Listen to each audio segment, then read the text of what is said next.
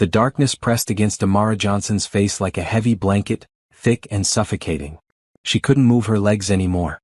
The cramping had started an hour ago, maybe two. Time had lost all meaning in this wooden prison. Her fingers scraped against the rough interior of the shipping crate as the truck hit another bump, sending a sharp pain through her spine. The smell of sawdust and motor oil made her stomach turn. She tried to shift her weight, but there was nowhere to go. Her knees were pressed against her chest, her neck bent at an angle that made every breath an effort. Sweat dripped down her temples despite the cold seeping through the thin walls. Her green cotton dress, the one she'd grabbed in her panic, was now damp and clinging to her skin. The memory of 3 hours ago played in her mind like a horror film she couldn't pause. Her uncle's face, twisted with rage, his hand gripping her arm hard enough to leave bruises. "You will marry Richard Pemberton. This is not a discussion, Amara. Your parents' estate needs this merger." Behind him, Richard Pemberton, a man twice her age with cold eyes and a cruel smile, had nodded his approval. The marriage license was already drawn up. The ceremony was scheduled for the next morning. She had run out the back door, through the garden, into the industrial area where her friend worked at a shipping company. "Please," she'd begged Terrence, her former classmate. "I need to disappear. Just for a few days." He'd looked at her torn dress, her wild eyes, and asked no questions. He'd found this crate, marked for a residential delivery across the state. "It's going to a mansion," he'd whispered. "Rich people. They might help you." Now, as the truck's engine finally cut off, Amara wondered if she'd made a terrible mistake. What if they just left the crate in a warehouse? What if no one opened it for days? She had no water, no phone, no way to call for help. Her breathing quickened, panic rising in her throat like bile. Then she heard voices. Muffled at first, then clearer. "Daddy, look. There's another box." A child's voice, high and excited. "Sweetheart, that's for the garden supplies. Come on, let's go inside." A man's voice, deep and tired. "But Daddy, I want to see. Please." The little girl sounded closer now. "Lily Rose, it's just boring stuff. Clay pots and soil. I want to see the pots. Maybe there's a pretty one for my flowers." Amara's heart hammered. This was it. Her only chance. She gathered every bit of strength left in her exhausted body and kicked the side of the crate. What? Twice. The wood creaked but didn't break. "Daddy, did you hear that?" The little girl's voice was right outside now. "Hear what, baby?" The box moved. "Look." Amara kicked again, harder. Her foot crashed through a weak panel and splinters flew. Light poured in, blinding after hours of darkness. She heard a man's sharp intake of breath. "Step back, Lily Rose. Now." His voice had changed, protective and alert. "But Daddy, someone's in there." The child sounded more excited than scared. Strong hands gripped the edges of the crate and pulled. The wood groaned and gave way. Fresh air hit Amara's face like a blessing. She blinked against the bright sunlight, trying to focus. A tall figure loomed above her, backlit by the afternoon sun. "Please," she croaked, her voice raw from thirst. "Please help me." The man crouched down and his face came into focus. He was in his mid-30s, with dark hair, strong features, and eyes that showed more concern than suspicion. Behind him stood a little girl, no more than 6, with curly hair held back by a blue headband. Her eyes were wide with wonder, not fear. "Daddy, it's a lady," Lily Rose breathed. Then, before her father could respond, she clasped her hands together and looked up at the sky. "God sent Mommy back. You sent Mommy back to us." "Lily Rose, that's not." The man started, but the little girl was already reaching toward Amara. "Are you hurt?" He asked Amara directly, his voice gentle but urgent. "Can you move?" Amara tried to straighten her legs and gasped at the pain. Everything hurt. Her muscles screamed in protest. Tears spilled down her cheeks, not just from physical pain but from overwhelming relief. She was out. She was free. "I can't, my legs," she whispered. Without hesitation, the man reached into the crate. "I'm going to lift you out. Is that okay?" He waited for her nod before sliding one arm under her knees and another behind her back. He lifted her as if she weighed nothing, carrying her away from the broken crate and toward a house that looked like something from a dream. The mansion rose before them, all white stone and tall windows, surrounded by manicured gardens. A fountain bubbled in the circular driveway. This was where the crate had been delivered? This beautiful place? "Lily Rose, run inside and tell Mrs. Chin to bring water and the first aid kit to the guest room," the man instructed his daughter. "Now please." The little girl hesitated, still staring at Amara with those wide, hopeful eyes. Is she staying with us, Daddy? We'll figure that out. Go on, baby. Lily Rose ran toward the house, her small legs pumping fast. The man looked down at Amara as he walked. I'm Jackson Montgomery. You're safe now. I promise. Whatever you're running from, you're safe here. Amara wanted to believe him. She wanted to trust this stranger who held her so carefully, who didn't demand explanations, who simply offered help. But trust had been beaten out of her over the past 3 months since her parents died, since her uncle had taken control of everything. I'm Amara, she managed. Amara Johnson.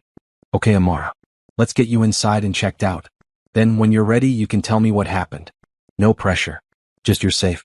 That's what matters right now. They reached a side entrance, and Jackson carried her through a mudroom into a bright, warm kitchen. A woman in her 50s appeared, her face showing alarm at the sight of them. Mr. Montgomery, what on earth? Mrs. Chin, this is Amara. She was trapped in that delivery crate outside. Can you help me get her comfortable in the downstairs guest room? And call Dr. Peters. Tell him it's urgent but not life-threatening. Mrs. Chin didn't waste time with questions. She grabbed a bottle of water from the refrigerator and hurried ahead of them down a hallway. Lily Rose appeared again, bouncing on her toes. I got the big first aid kit, Daddy. The one with all the band-aids. Good job, sweetheart. Now give us a few minutes, okay? But I want to help. Lily Rose protested. Jackson's voice was firm but kind. You did help. You found her, remember? But now the grown-ups need to make sure she's not hurt. You can see her soon. They entered a beautiful room with pale yellow walls and a large bed covered in a white comforter. Jackson lowered Amara onto the bed as gently as if she were made of glass. Mrs. Chin immediately handed her the water bottle. Small sips, the older woman instructed. Not too fast or you'll be sick. Amara obeyed even though every cell in her body wanted to gulp the entire bottle at once. The water was cool and perfect, soothing her parched throat. Jackson pulled a chair close to the bed and sat down. His expression was serious but not unkind. Amara, I need to ask you some important questions. Are you in immediate danger? Is someone going to come looking for you here? The fear must have shown on her face because he quickly added, if the answer is yes, that's okay. We'll deal with it. I just need to know what we're facing. Amara set down the water bottle with shaking hands. She looked at this man who had carried her to safety, who was offering help without demanding anything in return. She thought of his little girl's face, so full of innocent hope. She thought of the alternative, going back to her uncle, being forced into a marriage that would destroy her. Yes, she whispered. My uncle. He's looking for me. He wants to force me to marry someone. For money. For business. I ran away. Jackson's jaw tightened. How old are you, Amara? 23. And this uncle, he has legal guardianship over you? She shook her head. No. My parents died 3 months ago. Car accident. I inherited everything. But my uncle controls it all until I turn 25 or get married. So he arranged a marriage to his business partner, Richard Pemberton. He's 46 years old and her voice broke. He looks at me like I'm property he already owns. Mrs. Chin made a disgusted sound. Jackson's face darkened with anger, but when he spoke, his voice was calm. That's not going to happen. You're not going back there. You're going to stay here as long as you need to, and we're going to figure this out legally. I have lawyers. Good ones. We'll make sure you're protected. I can't ask you to do that, Amara protested weakly. You don't even know me. You're not asking. I'm offering. And before you argue, let me be clear. This isn't charity. This is basic human decency. Someone put you in a box, Amara. A box. That tells me everything I need to know about how desperate you were. So here's what's going to happen. You're going to rest. Dr. Peters is going to check you over. Then you're going to have a hot meal. Tomorrow we'll talk about the details and make a plan. Does that work for you? Amara felt tears sliding down her face again. She was so tired of crying but she couldn't stop. Why are you doing this? Jackson glanced toward the door where Lily Rose was surely hovering in the hallway. Because 2 years ago I lost my wife. And I remember what it felt like to be in a dark place with no way out. If someone had offered me a hand then, I would have taken it. So I'm offering you mine. Take it, Amara. Don't try to do this alone. Before she could respond, Lily Rose burst into the room, unable to contain herself any longer. She ran to the side of the bed and looked up at Amara with those huge, hopeful eyes. Are you really staying with us? Daddy said maybe you could stay. I have so much to show you. I have a treehouse and an art room and a garden where we grow tomatoes. Do you like tomatoes? I do. And my name is Lily Rose, but everyone calls me Lily Rose, not just Lily. What's your name? Lily Rose, let her breathe, Jackson said with a hint of amusement in his voice.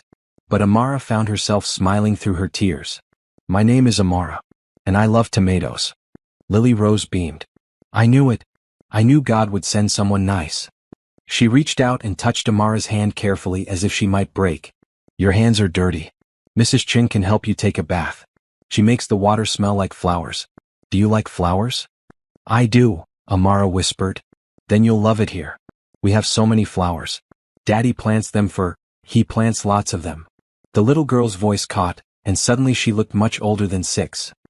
He says Mommy loved flowers. Jackson pulled his daughter close. She did, baby. Lily Rose looked back at Amara. My mommy died. But now you're here. So maybe you can stay? Please? Have you ever felt so desperate that you'd hide in a box just to escape? What would you have done in Amara's situation? Drop your thoughts in the comments below, and don't forget to subscribe for more chapters of this story. Your support means everything, and I want to hear what you think happens next. The room fell silent. Amara looked at this little girl who had already been through so much loss, who was now looking at a complete stranger with such open hope. She looked at Jackson, who watched her with patient understanding. She thought about the crate outside, about her uncle's angry face, about Richard Pemberton's cold smile. And then she thought about the possibility of something different. Something better. I would like that very much, Amara said softly. If it's really okay. It's really okay, Jackson confirmed. Welcome to the Montgomery house, Amara Johnson. For as long as you need it. Mrs. Chin cleared her throat. I'll run that bath now. And I'm making chicken soup for dinner. No arguments. As the older woman left the room, Lily Rose climbed carefully onto the bed next to Amara, settling in as if they'd known each other forever. Jackson started to protest, but Amara found herself reaching for the little girl's hand. It's okay, she said. I don't mind. Lily Rose snuggled closer. You're going to love it here. I just know it. This is the best day ever. Amara closed her eyes, feeling the softness of the bed beneath her, the warmth of the child beside her, the safety of this unexpected refuge. For the first time in 3 months she felt like she could breathe. Really breathe. Whatever came next, whatever challenges she still had to face, at least for this moment, she was exactly where she needed to be. The hot bath had felt like heaven. Mrs. Chin had been right about the flower scent, something light and sweet that made Amara's whole body relax. She'd soaked until her fingers pruned, letting the heat seep into her cramped muscles. The housekeeper had provided soft clothes, a pair of lavender cotton pants and a matching loose shirt that felt like clouds against her skin. Dr. Peters, a kind man in his 60s, had examined her thoroughly. Dehydration, muscle strain, some bruising, but nothing that won't heal, he'd announced. Rest, fluids, and gentle movement over the next few days. You're a lucky young woman. Lucky. The word felt strange. But as Amara sat in the bright kitchen that evening, a bowl of Mrs. Chen's promised chicken soup steaming in front of her, she thought maybe it was true. Maybe hiding in that crate had been the luckiest decision of her life. Lily Rose sat beside her, chattering away about everything and nothing. And this is where we eat breakfast every morning. Well, not every morning. Sometimes we eat in the dining room when Daddy has work people over. But I like the kitchen better. It's warmer. And Mrs. Chin makes pancakes on Saturdays. Do you like pancakes? I love pancakes. Especially with blueberries. Lily Rose, eat your soup before it gets cold, Jackson said from across the table. He'd changed into comfortable jeans and a blue sweater, looking less like the businessman who'd rescued her and more like a regular dad. Except there was nothing regular about him. Every time Amara glanced his way, she caught him watching her with a mixture of concern and something else she couldn't quite name. I'm eating and talking, Lily Rose protested. Mrs. Chin says I'm an excellent multitasker.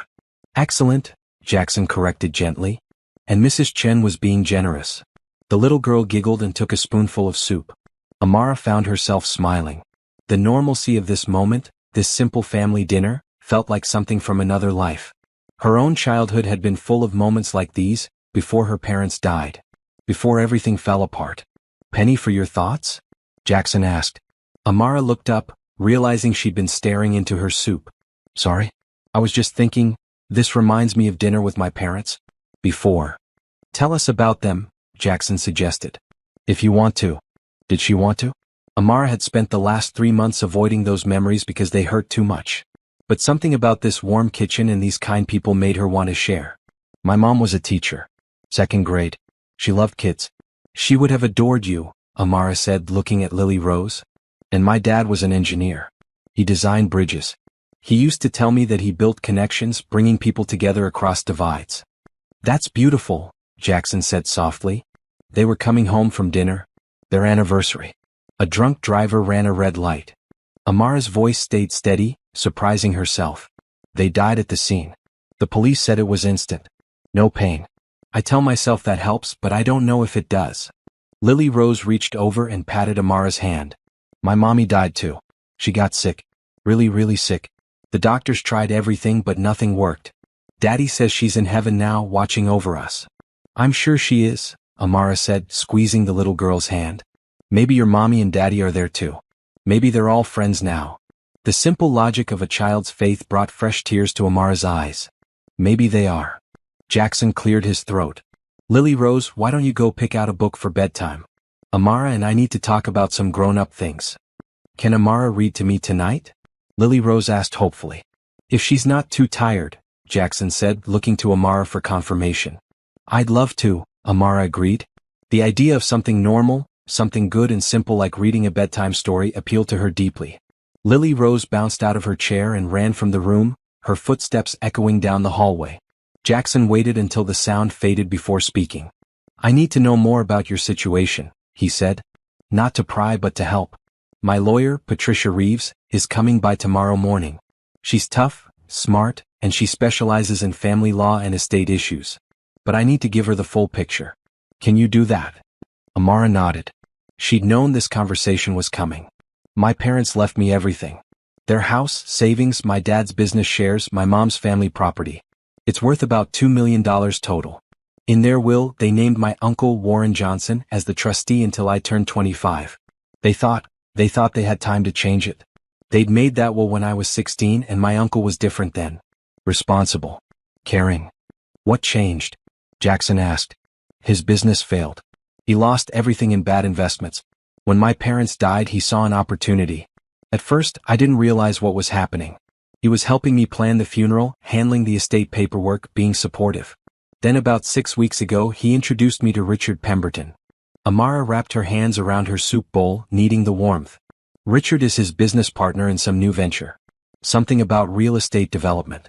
My uncle told me that Richard was interested in me, that he was a good man, a stable choice. I said I wasn't interested in dating. My parents had just died. But my uncle kept pushing.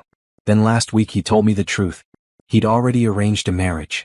The papers were drawn up. If I married Richard, my uncle would retain control of the estate as part of a business merger. They'd worked it all out. And if you refused? Jackson's voice was tight with barely controlled anger. He said I'd be cut off. That he'd freeze all the accounts, sell the properties, tie everything up in legal battles until I was 25. By then there wouldn't be anything left. He said Richard was my only option for security. That I should be grateful someone like him would even want me. Jackson pushed back from the table abruptly and walked to the window, his hands clenched at his sides. When he spoke, his voice was carefully controlled. That's financial coercion. Possibly fraud. Definitely grounds for removing him as trustee. Patricia will have a field day with this. But will it work? Amara asked. He has all the legal documents. He's my blood relative. I'm just a young woman trying to break a legal trust arrangement. Jackson turned back to face her. You're a young woman who was put in a shipping crate to escape a forced marriage. That's going to matter to a judge. Trust me, Amara. We're going to fight this and we're going to win. The certainty in his voice made her want to believe him. Why are you doing this? Really? You could have just called the police, let them handle it. He was quiet for a moment, then came back to the table and sat down. 2 years ago when my wife Claire was sick, I felt helpless. Completely helpless. I had all the money in the world, access to the best doctors, every resource imaginable, and I couldn't save her. After she died, I was drowning. My business partner Trevor kept the company running. Mrs. Chin kept Lily Rose fed and safe. I just existed. Then one day, about 6 months after the funeral, I was at a coffee shop and I saw a woman getting harassed by her ex-boyfriend. He was grabbing her arm, not letting her leave. Everyone around them was looking away, pretending not to see. So I walked over and asked if she needed help. She said yes. We called the police together and waited until they arrived. It was such a small thing, but it reminded me that I could still make a difference. That helping someone else helped me too. He met Amara's eyes. You needed help. I was in a position to provide it. It's really that simple. And honestly, Lily Rose hasn't smiled this much in months. So maybe you're helping us as much as we're helping you. Before Amara could respond, Lily Rose's voice called from upstairs. I found the perfect book. Come on, I'm ready. Jackson smiled. Duty calls. Are you sure you're up for this? I can read to her if you're too tired. I want to, Amara insisted, standing up. Her legs were still sore, but the rest and food had helped tremendously. Where's her room? Top of the stairs, second door on the right. I'll clean up here and join you in a bit. Amara made her way upstairs, taking in the beautiful house around her. Family photos lined the walls, mostly of Jackson, Lily Rose, and a beautiful woman with kind eyes who must have been Claire. Amara paused at one picture. Claire was laughing, her arms wrapped around a younger Lily Rose. The joy in the image was almost tangible. That's my mommy, Lily Rose said from her bedroom doorway. She was really pretty, right? Very pretty, Amara agreed. You look like her. Daddy says I have her smile. Come see my room. It's my favorite place in the whole house. The bedroom was painted a soft pink with white furniture and shelves full of books and toys. Drawings covered one wall, held up with colorful pushpins. A large window overlooked the garden, now dark in the evening light. Lily Rose climbed into bed, which was covered with a quilt decorated with flowers. She patted the space beside her. You can sit here. This is where Daddy usually sits. Amara settled onto the edge of the bed and took the book Lily Rose handed her. The Secret Garden. This is a wonderful story. It's about a girl who finds a hidden garden and makes it beautiful again, Lily Rose explained. I like it because she's sad at first but then she gets happy. Have you read it before? Many times. It was one of my favorites when I was your age. Then you'll read it really good. Can we start at chapter 3? Daddy and I already read the first 2 chapters. They read together for 20 minutes, Lily Rose occasionally interrupting to comment on the story or ask questions. Amara found herself relaxing into the rhythm of it, enjoying the weight of the child leaning against her shoulder, the simple pleasure of sharing a story. Jackson appeared in the doorway just as they finished the chapter. Time for sleep, Lily Rose? But we just got to the good part, the little girl protested. Tomorrow night, Jackson promised. Say goodnight to Amara. Lily Rose threw her arms around Amara's neck in a sudden, fierce hug. Thank you for reading to me. And thank you for staying. I'm really happy you're here. Amara hugged her back, something warm expanding in her chest. I'm happy to be here too.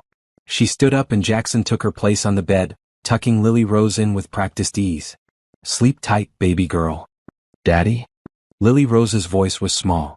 Do you think Amara will stay for a long time? Jackson glanced at Amara, then back at his daughter. I hope so. But that's something we'll figure out together, okay? For now, just sleep. Okay. Good night, Daddy. Good night, Amara. Good night, sweetheart, Amara whispered. She and Jackson stepped into the hallway, leaving the door cracked open so a slice of light fell across Lily Rose's floor. They stood there in the quiet hallway, suddenly alone together. She's wonderful, Amara said.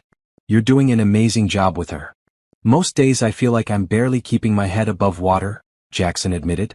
But she makes it easy. She's resilient. Stronger than I ever could have imagined. She gets that from you. He looked at her, something flickering in his dark eyes. Let me show you where you'll be staying.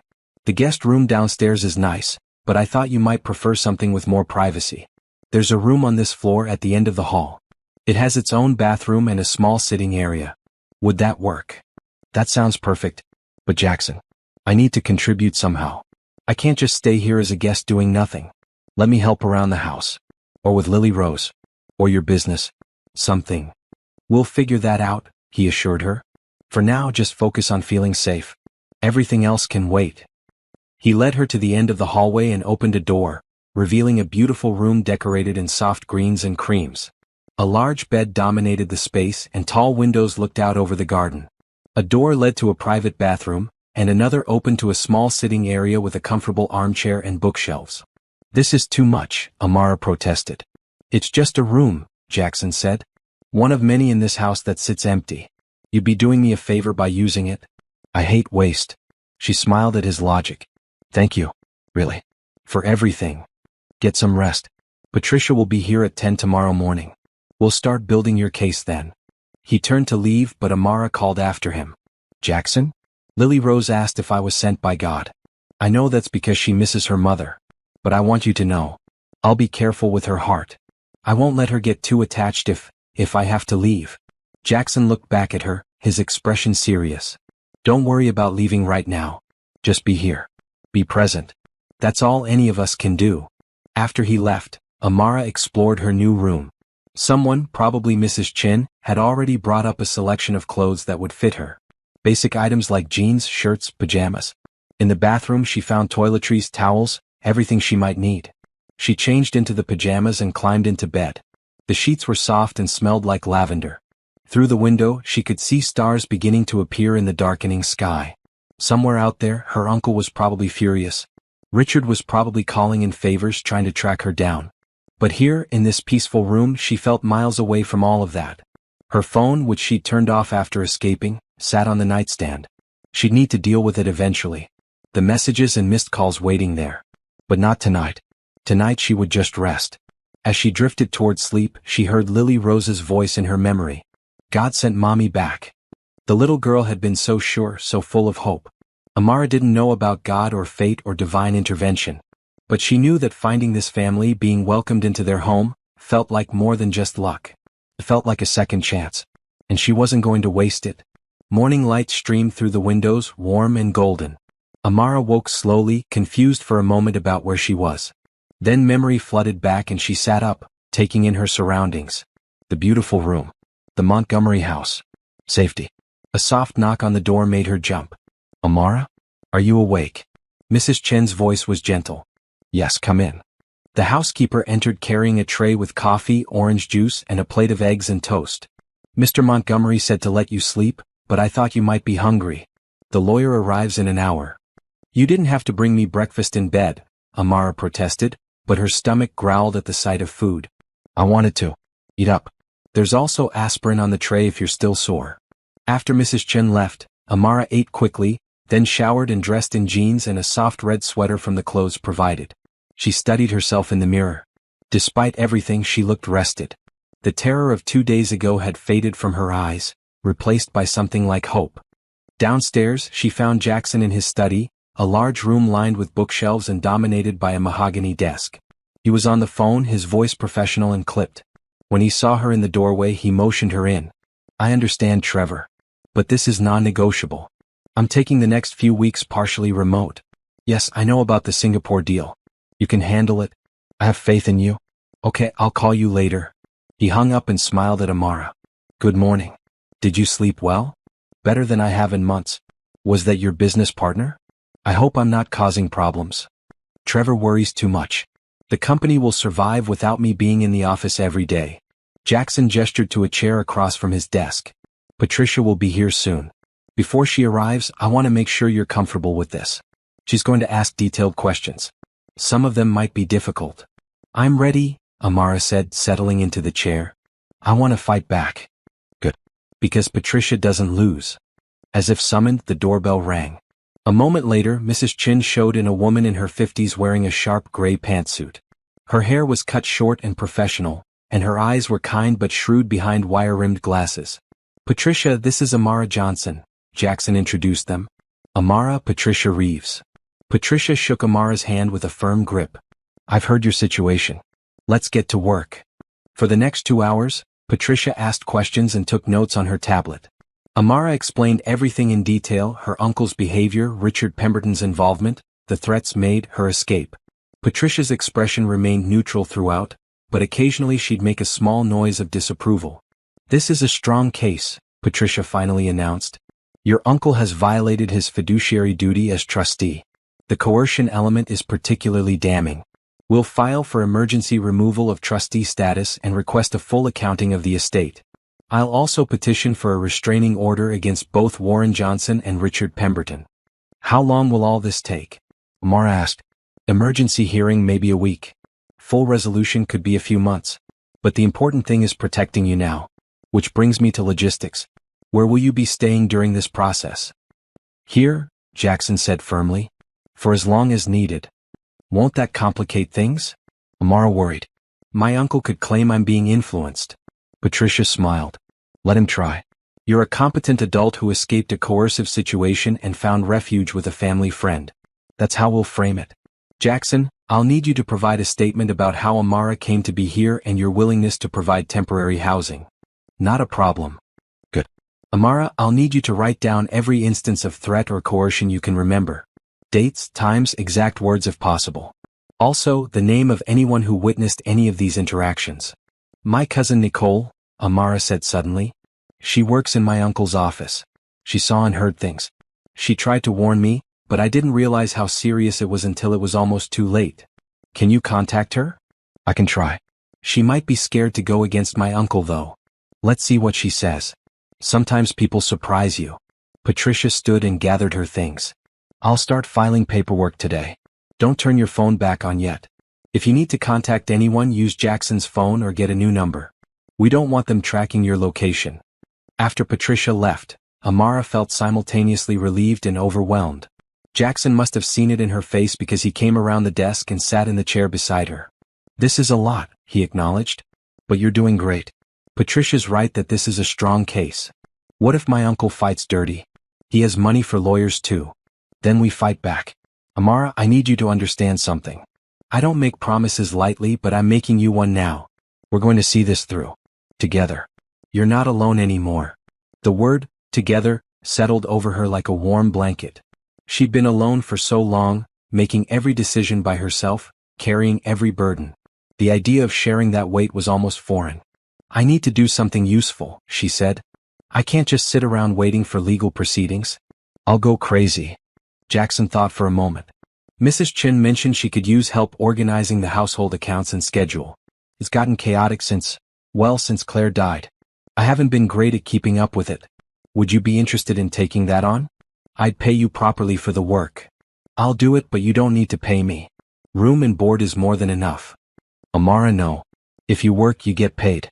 That's non-negotiable. They stared at each other for a moment, then Amara smiled. You're very stubborn. So I've been told. Do we have a deal? Deal. The rest of the day passed in a blur of activity.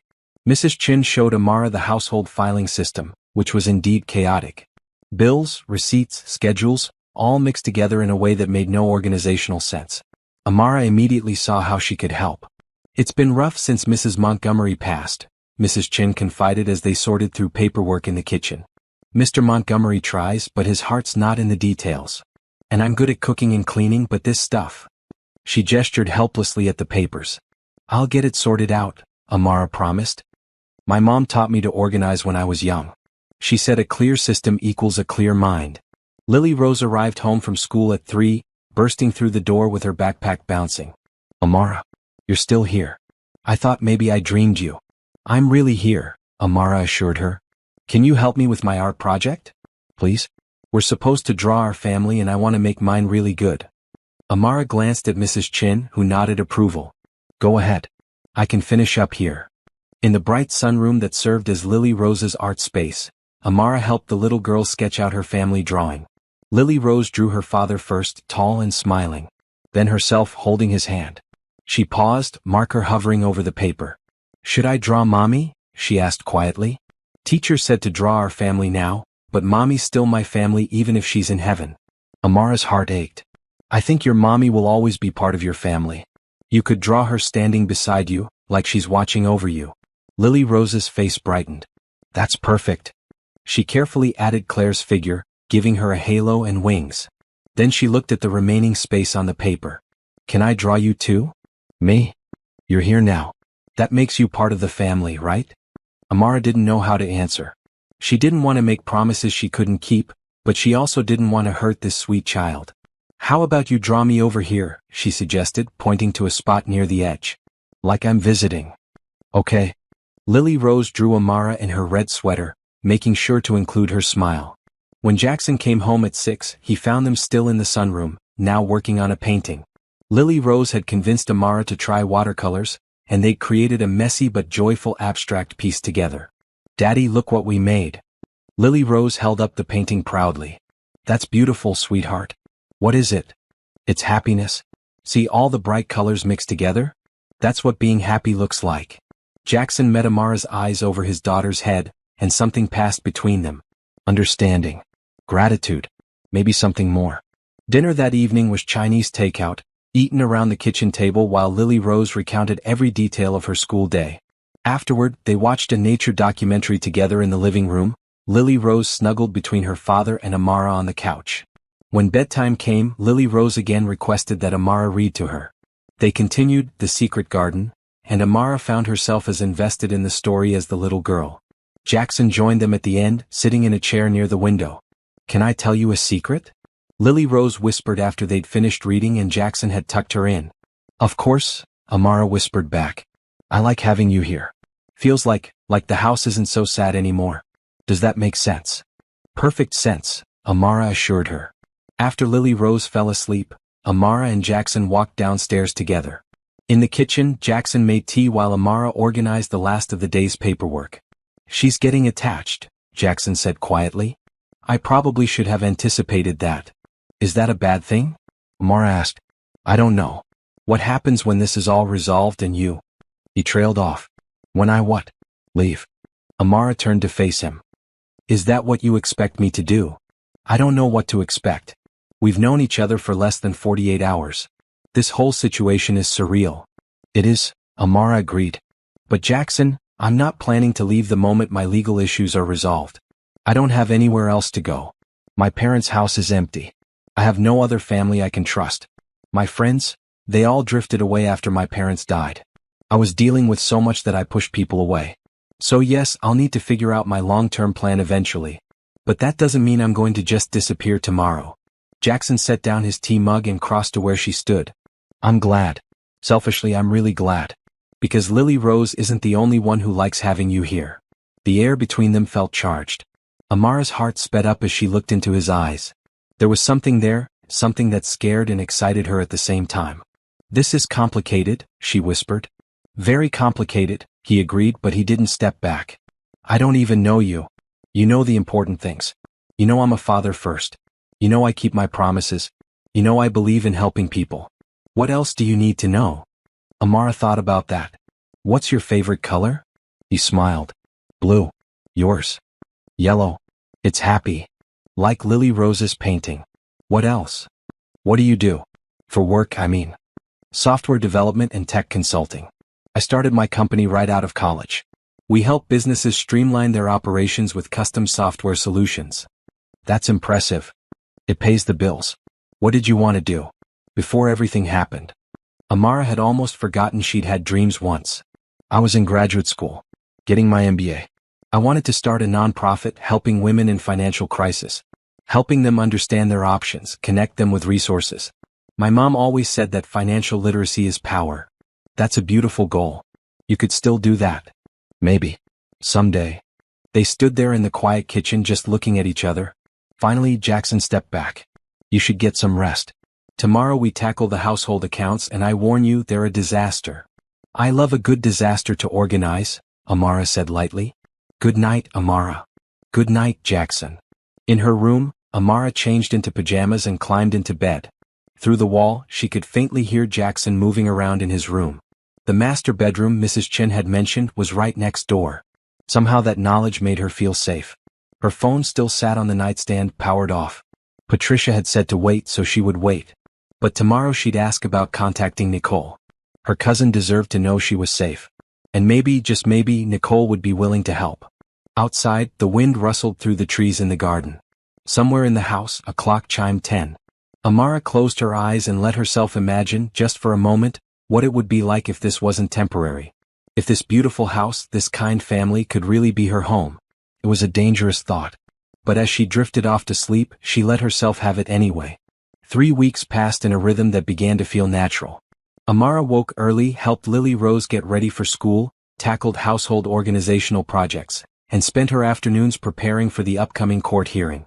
Patricia was relentless in building the case, gathering evidence and testimony. Nicole had agreed to help. The phone call had been tearful and difficult, but her cousin had been brave. "I'm sorry I didn't do more," Nicole had sobbed. "I was scared. But I can't let him do this to you." Now Nicole was providing detailed records of her uncle's financial misconduct, evidence of meetings with Richard Pemberton, even recorded conversations where Warren Johnson openly discussed forcing Amara into marriage for business gain. The case was getting stronger every day. Your uncle made a critical mistake, Patricia had told her during their last meeting. He documented everything. He thought his position as trustee made him untouchable. He was wrong. Amara's days fell into a comfortable pattern. Mornings with Lily Rose, who chattered constantly and showed Amara everything from her favorite hiding spots in the garden to her collection of smooth river stones. Afternoons organizing, managing schedules, even helping Jackson sort through his business correspondence. "You're too good at this," Jackson had said one afternoon, watching her efficiently categorize his emails. "I might not be able to let you go even when this is all resolved." The comment had been light, teasing, but it made Amara's heart skip. Over the weeks she'd gotten to know him better. His terrible jokes that made Lily Rose groan. His habit of reading before bed. The way he rubbed his left temple when he was stressed. How he always made time for his daughter, no matter how busy his day was. And she'd noticed the way he looked at her sometimes, when he thought she wasn't paying attention. Like she was a puzzle he was trying to solve. Or maybe like she was something precious he was afraid to touch. Tonight was different though. Tonight Jackson had invited her to accompany him to a charity gala. "It's for the Children's Hospital," he'd explained. "I go every year. Trevor will be there and some board members I need to see. I could use your company. If you're comfortable with that." Are you asking me as your date?" Amara had asked, suddenly nervous. "I'm asking you as my friend. Who happens to live in my house. Who happens to be excellent company." He'd smiled. "Is that okay?" So here she was, standing in her room, looking at the royal blue dress Mrs. Chen had somehow procured. It was beautiful, elegant without being overly formal, with a fitted bodice and flowing skirt that hit just below her knees. Mrs. Chen had also provided heels and simple jewelry. Amara studied herself in the mirror. She looked different. Healthier. The strain and fear that had marked her face 3 weeks ago were gone. She'd gained back weight she'd lost in the months of stress. Her hair, which she'd been neglecting, was now styled in soft curls. She looked like herself again. Or maybe a new version of herself. A knock on her door made her turn. "Come in." Jackson entered and stopped short. "Wow. Is it too much?" Amara asked, suddenly self-conscious. "No. It's perfect. You're perfect." He seemed to realize what he'd said and cleared his throat. "I mean, you look really nice." He looked more than nice in his tailored charcoal suit. He looked devastating. Amara felt her face warm and looked away. "Mrs. Chin is staying with Lily Rose," Jackson said. "We should probably go soon. The event starts at 7. In the car, a sleek black sedan driven by Jackson's occasional driver Marcus, Amara felt her nervousness increase. "I'm not good at these fancy events. My parents took me to a few fundraisers when I was younger, but I was always awkward." "Just be yourself," Jackson advised. "That's more than enough." The gala was held at a beautiful hotel downtown, the ballroom decorated with twinkling lights and elegant floral arrangements. Music played softly as guests mingled, dressed in formal wear. Amara felt overwhelmed by the crowd, the noise, the sheer wealth on display. Jackson kept his hand at the small of her back, a gentle, steady presence. He introduced her to people as, "my friend Amara," and she appreciated that he didn't try to explain further. Some people looked curious but no one asked intrusive questions. Feeling touched by this story? Don't just keep scrolling. Hit that subscribe button to see how Amara's journey continues. And tell me in the comments, would you trust someone you barely knew the way Amara is learning to trust Jackson? Your engagement helps this story reach more people who need to hear it. Trevor Banks, Jackson's business partner, was a tall man with silver hair and a calculating expression. He shook Amara's hand politely but she caught the assessing look in his eyes. "Jackson tells me you're helping him get organized," Trevor said. "That's quite a feat. I've been trying to get him to hire a proper assistant for years."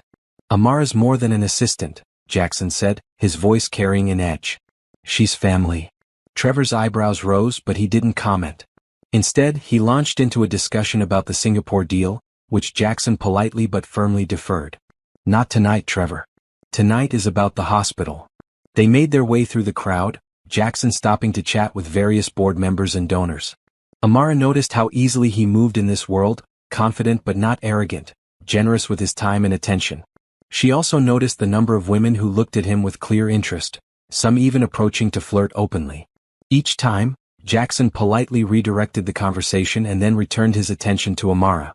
"Sorry about that," he murmured after one particularly persistent woman. "Susan has been trying to set me up with her daughter for months." "You're quite the catch," Amara teased. Single father, successful businessman, great house. Is that all I am? A checklist of desirable traits. Of course not. You also make terrible jokes. He laughed, a real, genuine laugh that made people nearby turn and smile. Okay, you got me there. Dinner was served at round tables decorated with fresh flowers. Amara found herself seated between Jackson and a kind older woman named Margaret who ran a literacy program. They talked easily about books and education, and Amara found herself relaxing. You have a good head on your shoulders, Margaret said. And you clearly care about making a difference. If you ever want to volunteer with our program, we'd love to have you. I'd like that, Amara said, meaning it. She'd been so focused on survival that she'd forgotten about contribution, helping others, making the world a little better. Her parents had always emphasized service and she'd lost that somewhere along the way. After dinner there was dancing. Amara watched couples move across the floor, feeling a wistful tug in her chest. She'd always loved to dance but hadn't done it in years. Dance with me, Jackson said, appearing at her elbow. I'm not very good. Neither am I. We'll be terrible together. He led her onto the floor as a slow song began. His hand settled on her waist and she placed hers on his shoulder. They moved together, not smoothly but comfortably, finding their rhythm. Thank you for coming with me tonight, Jackson said quietly.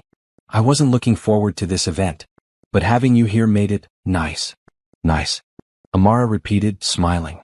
That's quite the endorsement. Better than nice. It made it bearable. Enjoyable even. I'm glad. They swayed in silence for a moment. Around them, other couples danced, lost in their own worlds. The music was soft and romantic, the lights low. Amara felt Jackson's thumb trace a small circle on her back, probably unconsciously. The gesture sent warmth through her entire body. Amara, he began, then stopped. What? Never mind. It can wait. But she saw something in his eyes, something intense and uncertain. Tell me. He pulled back slightly to look at her. This thing between us. Whatever it is. I'm not imagining it, am I? Her breath caught. No. You're not imagining it. I don't want to rush anything. You're dealing with so much. And I'm still figuring out how to live without Claire. How to be a single father. How to be myself again. But I can't deny that you've become important to me. To us. To our family. You're important to me too, Amara whispered. You saved me. Literally saved my life. And these past weeks, I felt more at home with you and Lily Rose than I have anywhere since my parents died. So what do we do about it? I don't know. Take it slow? See where this goes? I don't want to mess anything up. Especially not for Lily Rose. Neither do I. So we take it slow. We keep building this, whatever this is. And we don't put pressure on it to be anything more than what it naturally becomes. I can do that, Amara agreed. The song ended and another began, more upbeat. They stayed on the floor, their dancing becoming less formal, more playful. Jackson twirled her, making her laugh. She stepped on his foot accidentally, and they both dissolved into giggles like teenagers. Trevor appeared at the edge of the dance floor, looking amused and slightly exasperated. Jackson, the hospital director, wants to speak with you about your donation. Can it wait? Not really. He's leaving soon. Jackson looked at Amara apologetically. Give me 10 minutes. Take your time. I'll be fine. She watched him walk away, already missing his presence. She made her way to the bar and ordered sparkling water, not wanting alcohol to cloud her judgment tonight. As she waited, a man approached. You're with Jackson Montgomery, aren't you? He was middle-aged, well-dressed, with calculating eyes that made Amara immediately uncomfortable. I'm a friend of his, yes. Richard Pemberton. He extended his hand. Amara's blood turned to ice. She didn't take his hand. I know who you are. His smile didn't reach his eyes. Then you know we have unfinished business. We have no business at all. Your uncle is very worried about you. Running away was childish. It's time to come home and fulfill your obligations. My only obligation is to myself. And I'm not going anywhere with you. You think Montgomery can protect you? He's a businessman. He understands deals. Maybe we can make one. There is no deal. Leave me alone. Richard stepped closer, dropping his voice to a threatening whisper. You're making this harder than it needs to be. Your uncle controls your money. Without his cooperation you have nothing. Is that really what you want? To be a charity case, living off Montgomery's pity? Amara felt anger rise, hot and fierce. For 3 months, this man and her uncle had made her feel powerless. But she wasn't powerless anymore. She had Jackson, Patricia, a legal case, and most importantly, she had her voice back. "I'd rather have nothing than be married to you," she said clearly. "And you're wrong about Jackson. He doesn't pity me. He respects me. Which is something you'll never understand. We'll see about that. When you're broke and desperate, you'll come crawling back. If you come near me again, I'll call security. And my lawyer will add harassment to the charges we're already bringing against you and my uncle." Richard's expression darkened. "You're making enemies you can't afford." "No. I'm standing up for myself. Now leave." He stared at her for a long moment, then turned and walked away. Amara realized her hands were shaking. She set down her water glass before she dropped it. Jackson appeared at her side moments later. "Are you okay? You're white as a sheet." Richard Pemberton was just here. Jackson's expression went cold. "What did he say?" She told him everything. Jackson's jaw clenched tighter with each word. When she finished, he took out his phone. "I'm calling Patricia. We need to document this. And we're getting that restraining order expedited. He's just trying to scare me. And it worked. Look at you, you're shaking." Jackson put his hands on her shoulders, his touch gentle but grounding. "Amara, this is serious. He approached you at a public event to threaten you. That's not okay. I handled it though. I didn't back down. I know. And I'm proud of you. But you shouldn't have to handle it alone." He pulled her into a hug right there in the middle of the gala. Amara melted into his embrace, letting his strength steady her. "Can we go home?" she asked quietly. "Absolutely. Let me say quick goodbyes and we're out of here." 20 minutes later, they were in the car heading back.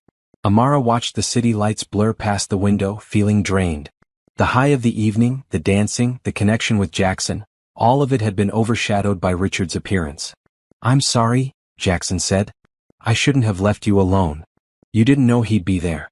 It's not your fault. Still, from now on, if we go anywhere public, we make sure you're not exposed like that. I can't hide forever." "No. But you can be smart until the legal stuff is resolved and you have protection in place." When they got home, Mrs. Chin reported that Lily Rose had gone to bed an hour ago without any problems. Jackson thanked her and she left, heading to her own apartment above the garage. Amara kicked off her heels with relief, her feet aching. Jackson loosened his tie, looking tired. They stood in the entryway, neither quite ready to go their separate ways. "Want some tea?" Jackson offered. "That sounds perfect." In the kitchen, they moved around each other comfortably, Jackson starting the kettle while Amara got mugs from the cabinet. It was domestic and easy, a routine they'd fallen into over the past weeks. "Tonight was good until it wasn't," Amara said, sitting at the kitchen table. "I had fun. I liked talking to Margaret. I liked dancing with you. But then Richard had to ruin it." "Yeah." Jackson brought the tea over and sat across from her. "Patricia will handle him. The restraining order will go through. We have witnesses to tonight's harassment. This actually helps our case." "I know. I hate that he can still make me feel small. Like I'm back in my uncle's house with no options." "You're not small. You're one of the bravest people I know. You hid in a shipping crate to escape. You're rebuilding your life from scratch. You stood up to Richard tonight without anyone's help. That's not small, Amara. That's courage." She looked at him across the table, this man who had somehow become her anchor. "I don't feel brave. Brave people rarely do. They just do what needs to be done despite being scared." "Is that how you felt when Claire was sick?" Jackson was quiet for a long moment. "Yes. I wasn't brave. I just kept going because stopping wasn't an option. Lily Rose needed me. Claire needed me. So I pushed through even though inside I was falling apart. You're braver than you give yourself credit for too. Maybe we're both doing our best with hard situations. Maybe." They sipped their tea in comfortable silence. Finally, Amara stood. "I should get to bed. Long day tomorrow." Jackson walked her to the stairs. At the bottom, he caught her hand. "Amara? Thank you for telling me about Richard right away. For trusting me with that. Of course. We're in this together, right? Right?" He leaned in and pressed a gentle kiss to her forehead. It was chaste, simple, but it made Amara's heart race. When he pulled back, their eyes met and held. "Good night," he whispered. "Good night, Jackson." In her room, Amara changed out of the beautiful blue dress and into comfortable pajamas. Through the wall, she heard Jackson moving around, getting ready for bed. The sound was comforting, a reminder that she wasn't alone. She climbed into bed and picked up her phone, now equipped with a new number.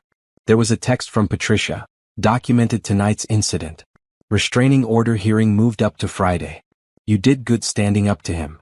Another text from Nicole. Uncle Warren knows where you are. He's planning something. Be careful. Amara's stomach clenched. She should tell Jackson. But he was probably already asleep, and she didn't want to worry him more tonight. She'd tell him in the morning. She set the phone aside and turned off the light. Tomorrow they'd deal with whatever her uncle was planning. Tonight, she'd just let herself feel grateful for this place, these people, this unexpected family that had formed around her. And she'd let herself admit, just to herself in the darkness, that she was falling for Jackson Montgomery. Despite the timing, despite the complications, despite every logical reason she shouldn't. Her heart didn't seem to care about logic. It just kept leading her toward him. Morning arrived with rain pattering against the windows. Amara woke to find a text from Jackson. Stay in bed. I'm making breakfast. We'll bring it up. She smiled at her phone, warmth spreading through her chest. 20 minutes later, he appeared with a tray loaded with pancakes, fresh berries, and coffee. You didn't have to do this, Amara protested, sitting up in bed. I wanted to. Lily Rose is at a sleepover at her friend Emma's house, and Mrs. Chen has the day off. So it's just us. He set the tray on her lap, then hesitated. Can I sit? Of course. He settled at the foot of her bed, watching her take the first bite. Did you sleep okay after last night? Eventually. Jackson, Nicole sent me a message. My uncle knows I'm here. He's planning something. Jackson's expression hardened. What kind of something? She didn't say. Just that I should be careful. Then we'll be careful. Aunt Patricia's hearing is in 2 days. Once that restraining order is in place, they can't come near you. What if they try something before then? Then they'll regret it. Amara, I promise you, I won't let anything happen to you. She believed him. That was the strange part. After months of not being able to trust anyone, she trusted Jackson completely. It should have scared her how much she relied on him, but instead it felt right. Tell me about Claire, she said suddenly. If that's okay. Lily Rose talks about her, but you rarely do. Jackson was quiet for so long that Amara thought he might not answer. Then he started talking, his voice soft. We met in college. She was studying elementary education and I was in the computer science program. She was in the library one night, crying over a statistics assignment. I was terrible at talking to girls, but I sat down and offered to help. We stayed until the library closed, and by the end of the night, I knew I wanted to marry her. That's beautiful. She was beautiful. Not just physically, though she was that too. But her spirit, her heart. She saw the best in everyone. When I started my company and was working insane hours, she never complained. She just supported me, believed in me. Then when Lily Rose was born, watching her become a mother, I thought I couldn't love her more, but I did. His voice caught. When she got sick, it was sudden. Stage 4 cancer came out of nowhere. 6 months, they said. She lived for 8, but those last 2 months, I wouldn't wish that on anyone. She was in so much pain. But she never stopped thinking about Lily Rose, about making sure she'd be okay. Her last words to me were, take care of our baby girl. Not, I love you, or, I'm scared. Just making sure her daughter would be protected. Tears were rolling down Amara's cheeks. I'm so sorry. I was angry for a long time. At God, at the universe, at the unfairness of it all. She was only 31. We were supposed to grow old together. Instead, I was a widower at 33, raising a 4-year-old alone. But you did it. You're doing it. Barely. Trevor ran the company for the first year. Mrs. Chin basically raised Lily Rose. I was just present, going through the motions. It took a long time to feel like myself again. And honestly, I'm not sure I'll ever be exactly who I was before. Grief changes you.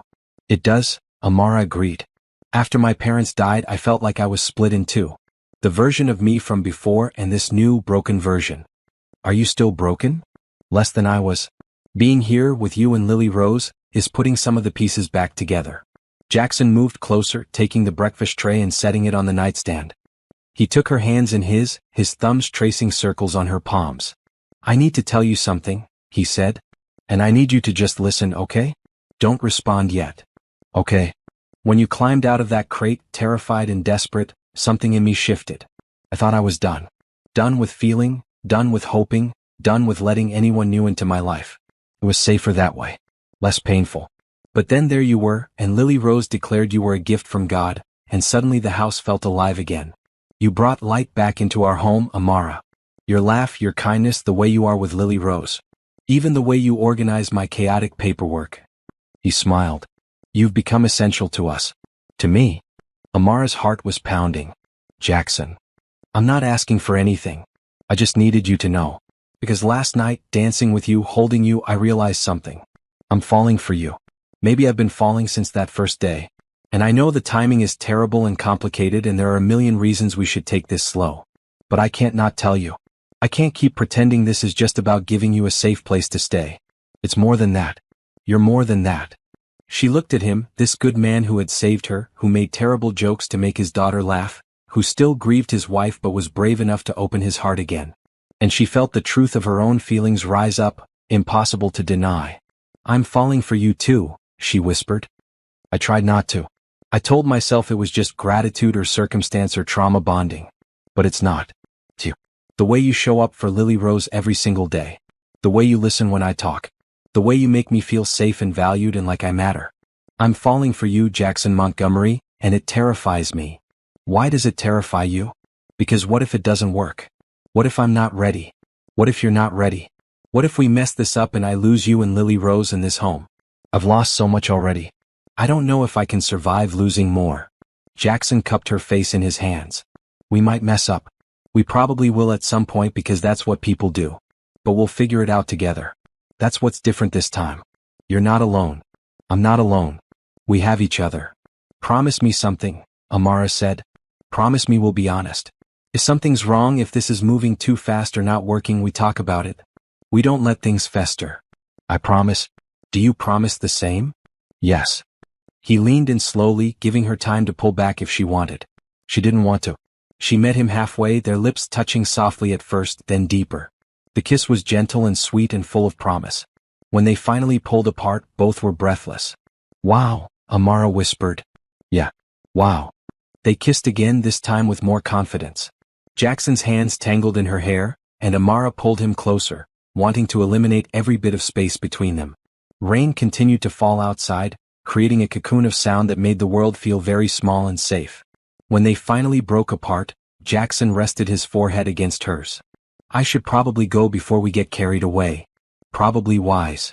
But I don't want to. Neither do I. He laughed and pulled back reluctantly. How about this? We spend the day together. Just us. No legal stuff, no stress, no responsibilities.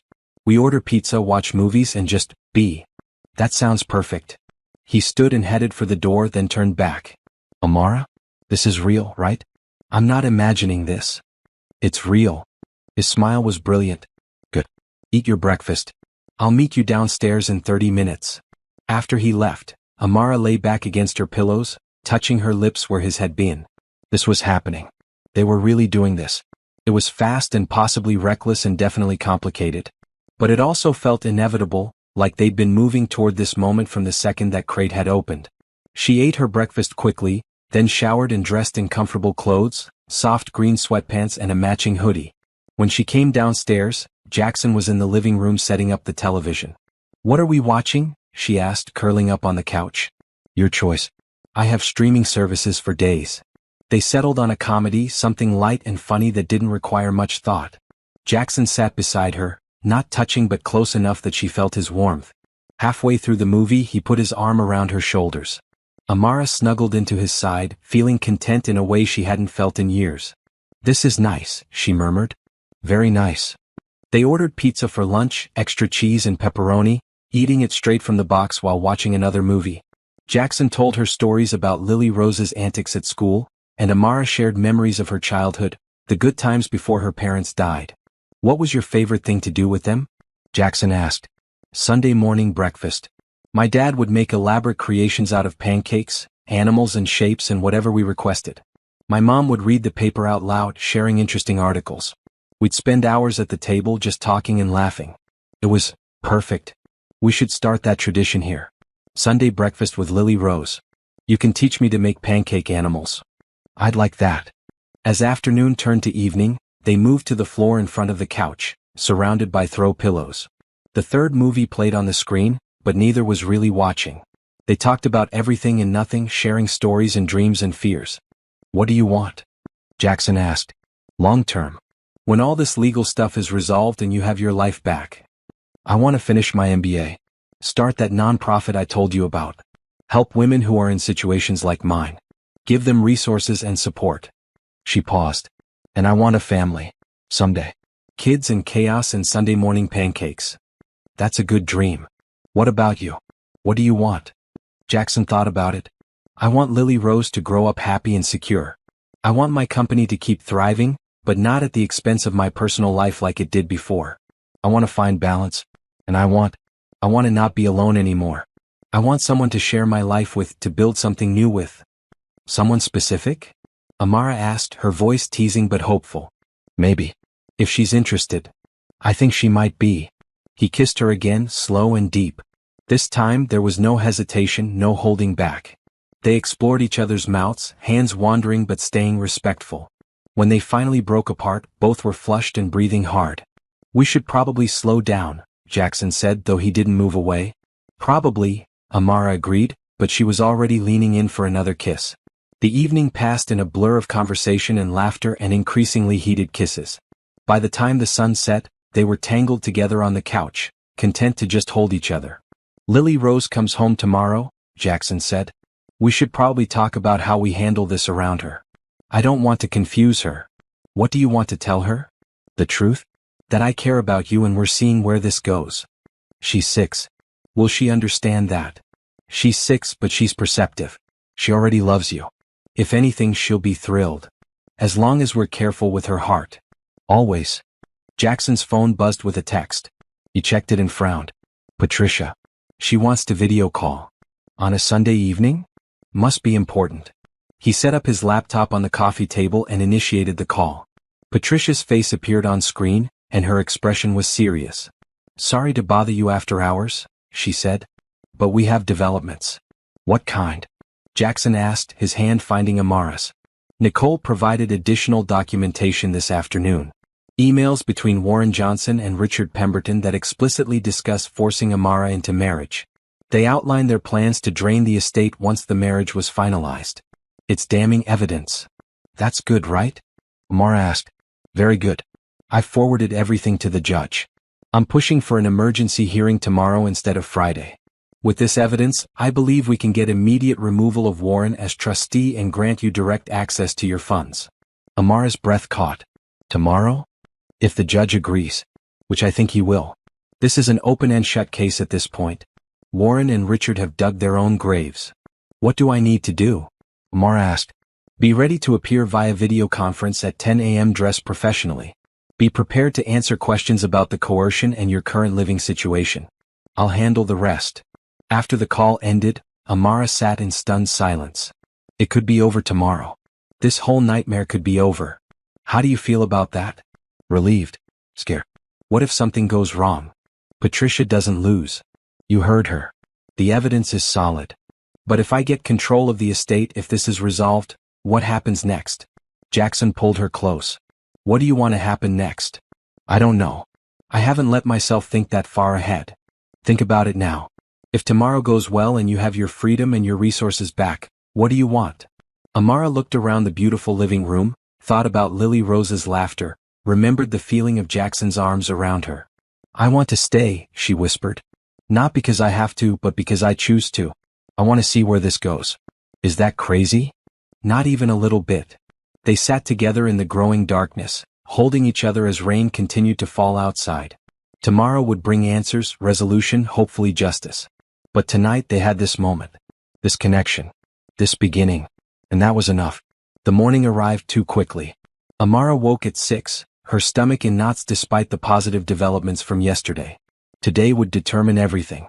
Her freedom, her future, her ability to truly move forward.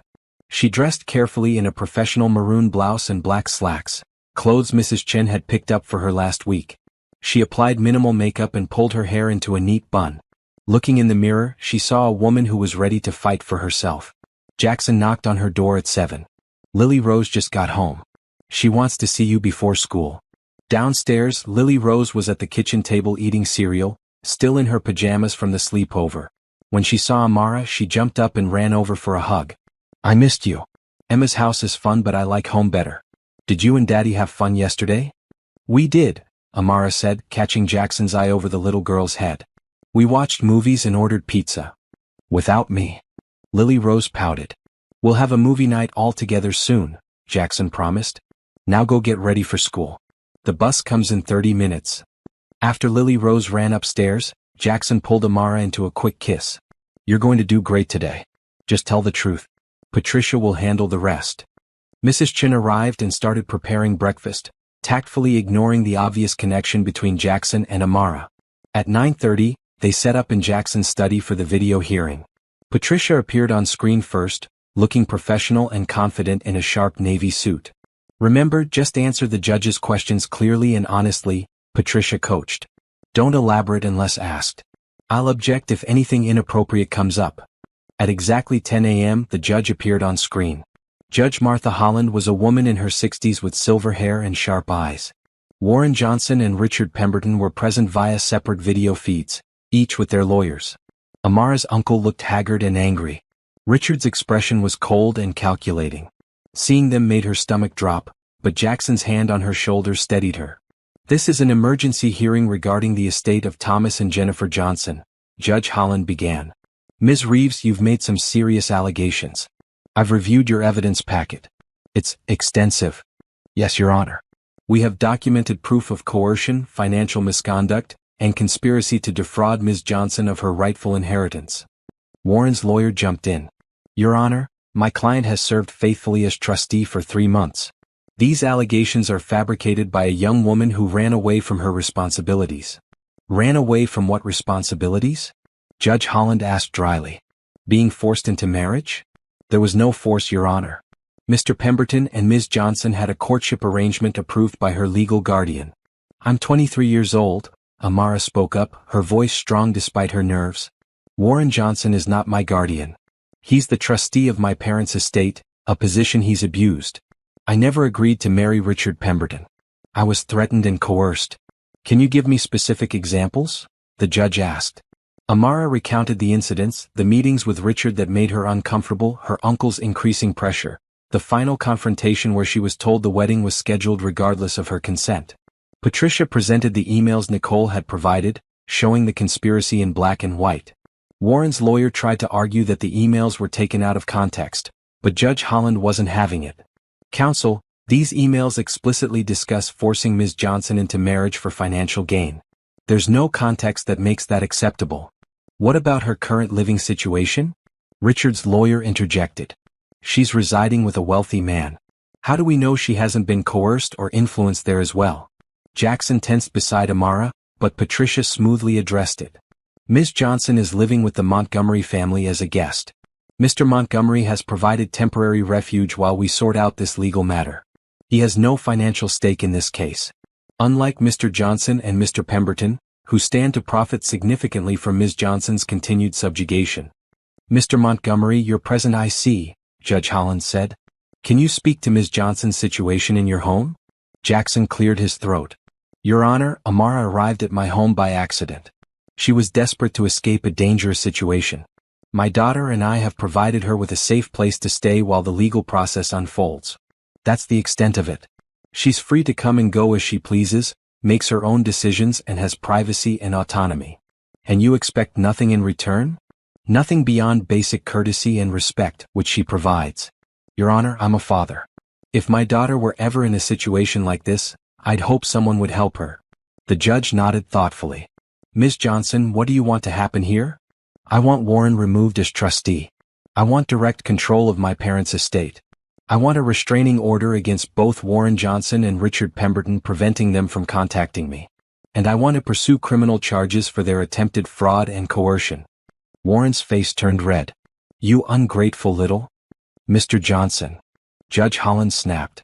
One more outburst and I'll hold you in contempt. Ms. Reeves, you're asking for immediate removal of trustee status. Yes, Your Honor. The evidence shows Mr. Johnson has violated his fiduciary duty in multiple ways. My client is a competent adult who should have control over her own inheritance. Agreed. Based on the evidence presented, I'm ordering the immediate removal of Warren Johnson as trustee. Full financial control of the estate will be transferred to Ms. Johnson within 72 hours. Mr. Johnson, you will provide a complete accounting of all estate transactions during your tenure. Any discrepancies will be investigated. Warren's lawyer tried to object, but the judge continued. I'm also granting a temporary restraining order preventing both Warren Johnson and Richard Pemberton from contacting Ms. Johnson directly or indirectly. This includes phone calls, emails, text messages, social media, or approaching her in person. A permanent order will be determined at the hearing scheduled for next month. Amara felt tears of relief streaming down her face. Jackson squeezed her shoulder. As for criminal charges, Judge Holland said, that's not within my jurisdiction, but I'm forwarding this case to the district attorney's office for review. The evidence suggests possible fraud, coercion, and conspiracy charges may be warranted. Your Honor, this is outrageous. Warren shouted. That money was supposed to. Supposed to what, Mr. Johnson? Fund your business ventures? The money belongs to Ms. Johnson, and you had no right to try to steal it through a forced marriage. You should count yourself lucky you're not being arrested right now. The hearing concluded shortly after. When all the video feeds disconnected except Patricia's, Amara finally let herself sob. Jackson pulled her into his arms while Patricia beamed from the laptop screen. Congratulations, Amara. You're free. Thank you, Amara managed through her tears. Thank you so much. The hard part is over. We'll finalize everything over the next few weeks, but the immediate danger is past. Your uncle and Richard can't touch you now. After Patricia signed off, Jackson held Amara while she cried, releasing months of fear and stress. When she finally calmed down, he pulled back to look at her face. You did it, he said softly. You stood up to them and you won. We did it.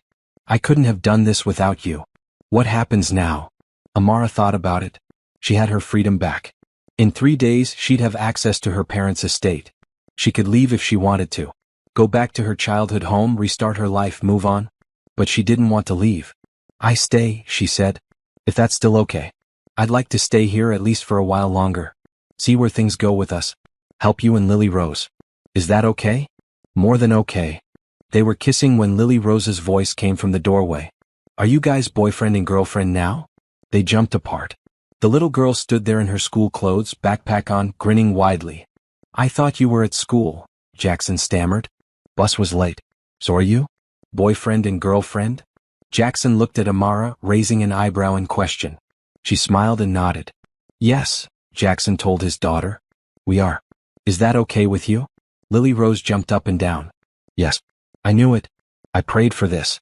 Can I tell Emma? Maybe let us figure things out first, Amara suggested gently. Okay. But I'm really happy. She ran over and hugged them both. This is the best day ever. The bus horn honked outside. Lily Rose grabbed her backpack and ran for the door. Bye. Love you.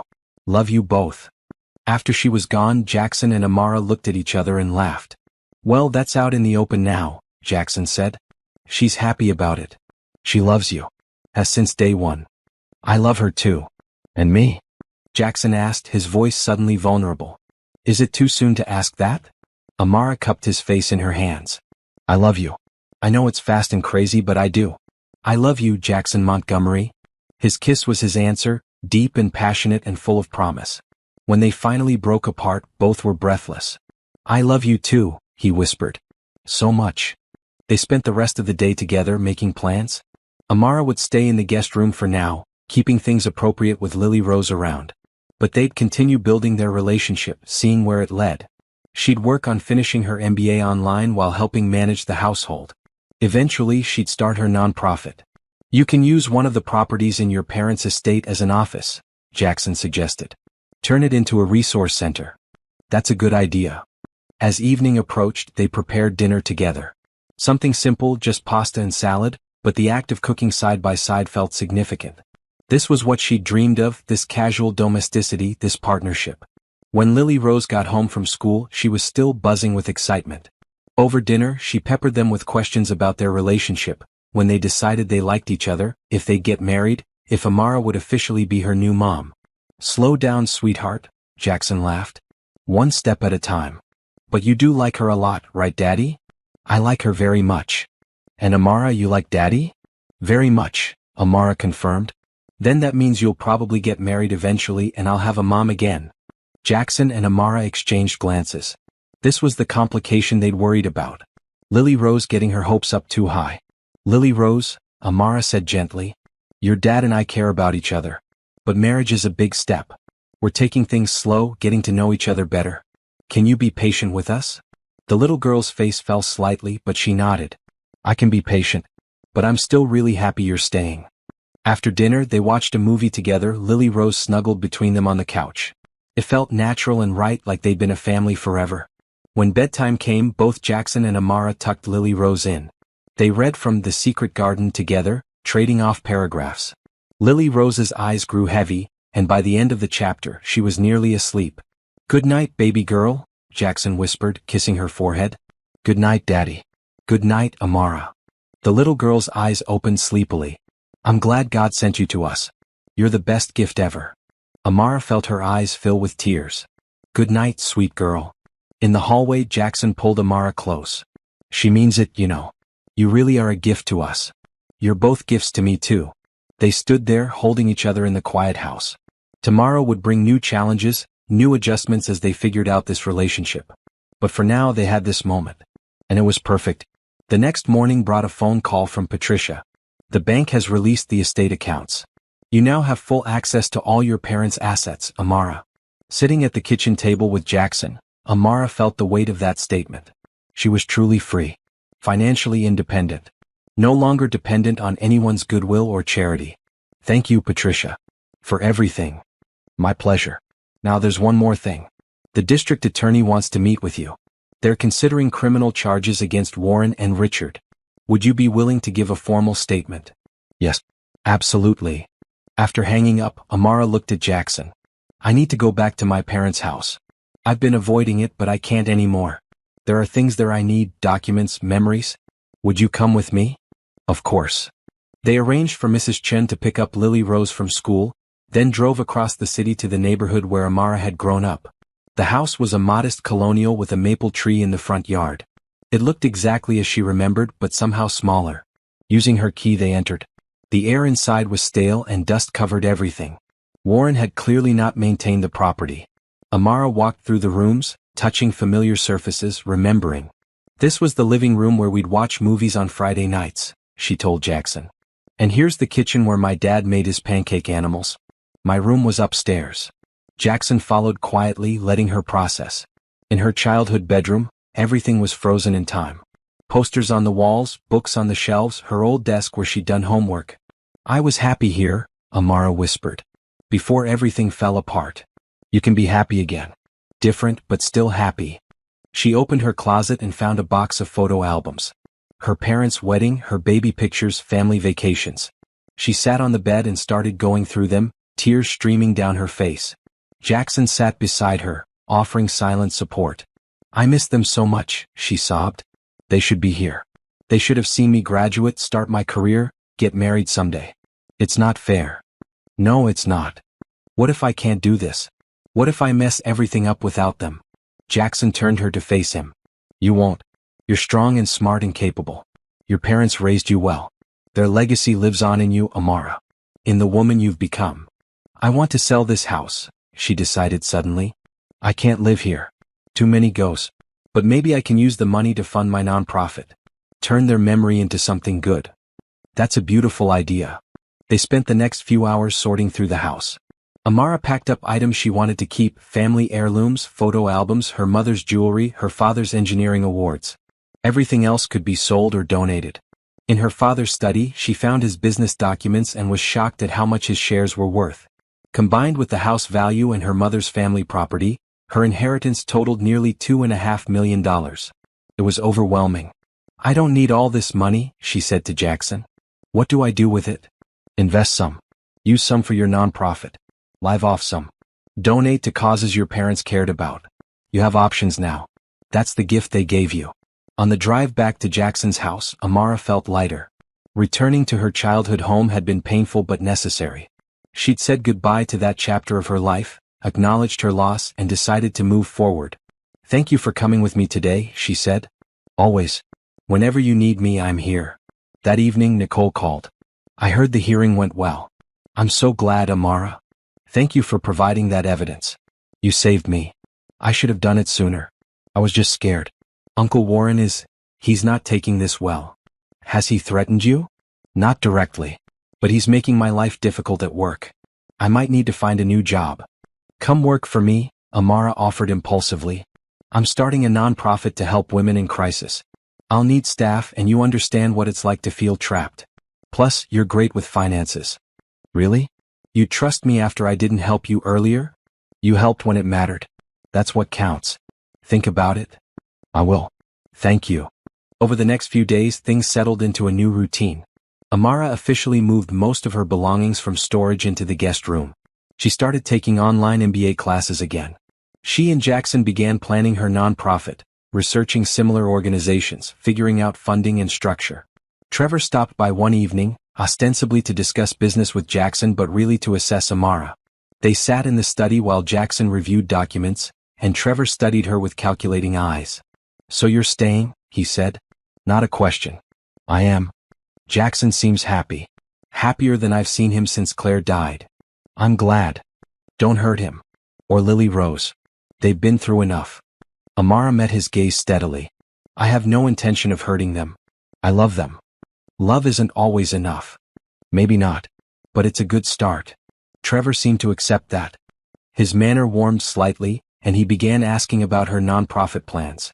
By the time he left, they weren't exactly friends, but the antagonism had faded. He's protective, Jackson explained after Trevor was gone. He helped me survive after Claire died. He sees himself as a guardian. I understand. I'd be suspicious too if the situation were reversed. The meeting with the district attorney happened later that week. Amara gave a detailed statement, and the DA assured her they had enough evidence to prosecute. Warren and Richard would face charges of fraud, attempted coercion, and conspiracy. This sends a message, the DA said, that you can't force people into marriages for financial gain. Your case will help protect others. As January progressed, Amara's life transformed. She had her freedom, her resources, a purpose, and a family. Jackson and Lily Rose had become her world and she theirs. One evening, Lily Rose brought up a school project. We have to write about our heroes. I want to write about Amara. Sweetheart, I'm not a hero, Amara protested. Yes, you are. You were really brave. You ran away from bad people and you didn't give up and now you're helping other people. That's a hero. Amara hugged the little girl tightly. Thank you. That means everything to me. Can I interview you for my project? I have to ask questions. Of course. They spent an hour together, Lily Rose asking about Amara's escape, her parents, her plans for the future. Her questions were surprisingly thoughtful for a 6-year-old. What's the most important thing you learned? Lily Rose asked. Amara thought carefully. That asking for help isn't weakness. It's courage. And that family isn't just about blood. It's about the people who choose to love you and stand by you. Like you and me and Daddy? Exactly like that. Jackson watched from the doorway, his expression soft with love. Later, after Lily Rose was asleep, he found Amara in the living room. That was beautiful. What you told her about family. I meant it. You two have given me more than you'll ever know. We love you, Amara. Both of us. Completely. I love you too. So much. They spent the evening talking about the future.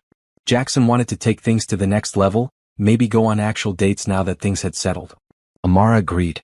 They'd been living together, building a relationship in the context of crisis. Now they could date properly, build something in calmer waters. Where would you want to go? Jackson asked. For a first official date? Somewhere normal. A movie? Dinner at a nice restaurant? I don't need fancy. I just want time with you. How about this Friday? I'll make reservations somewhere special. As February approached, Nicole called with good news. She'd quit working for Warren and was ready to join Amara's nonprofit venture full-time. Together, they began the real work of building the organization from the ground up.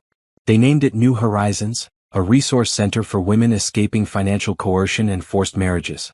Using one of the properties from Amara's inheritance, they created a beautiful space with offices for counseling, legal aid, and financial planning. The grand opening was scheduled for March. Jackson helped with everything, providing business advice and connections. Lily Rose insisted on drawing pictures to decorate the walls. Even Mrs. Chen contributed, organizing a donation drive through her church. Life was good. Better than good.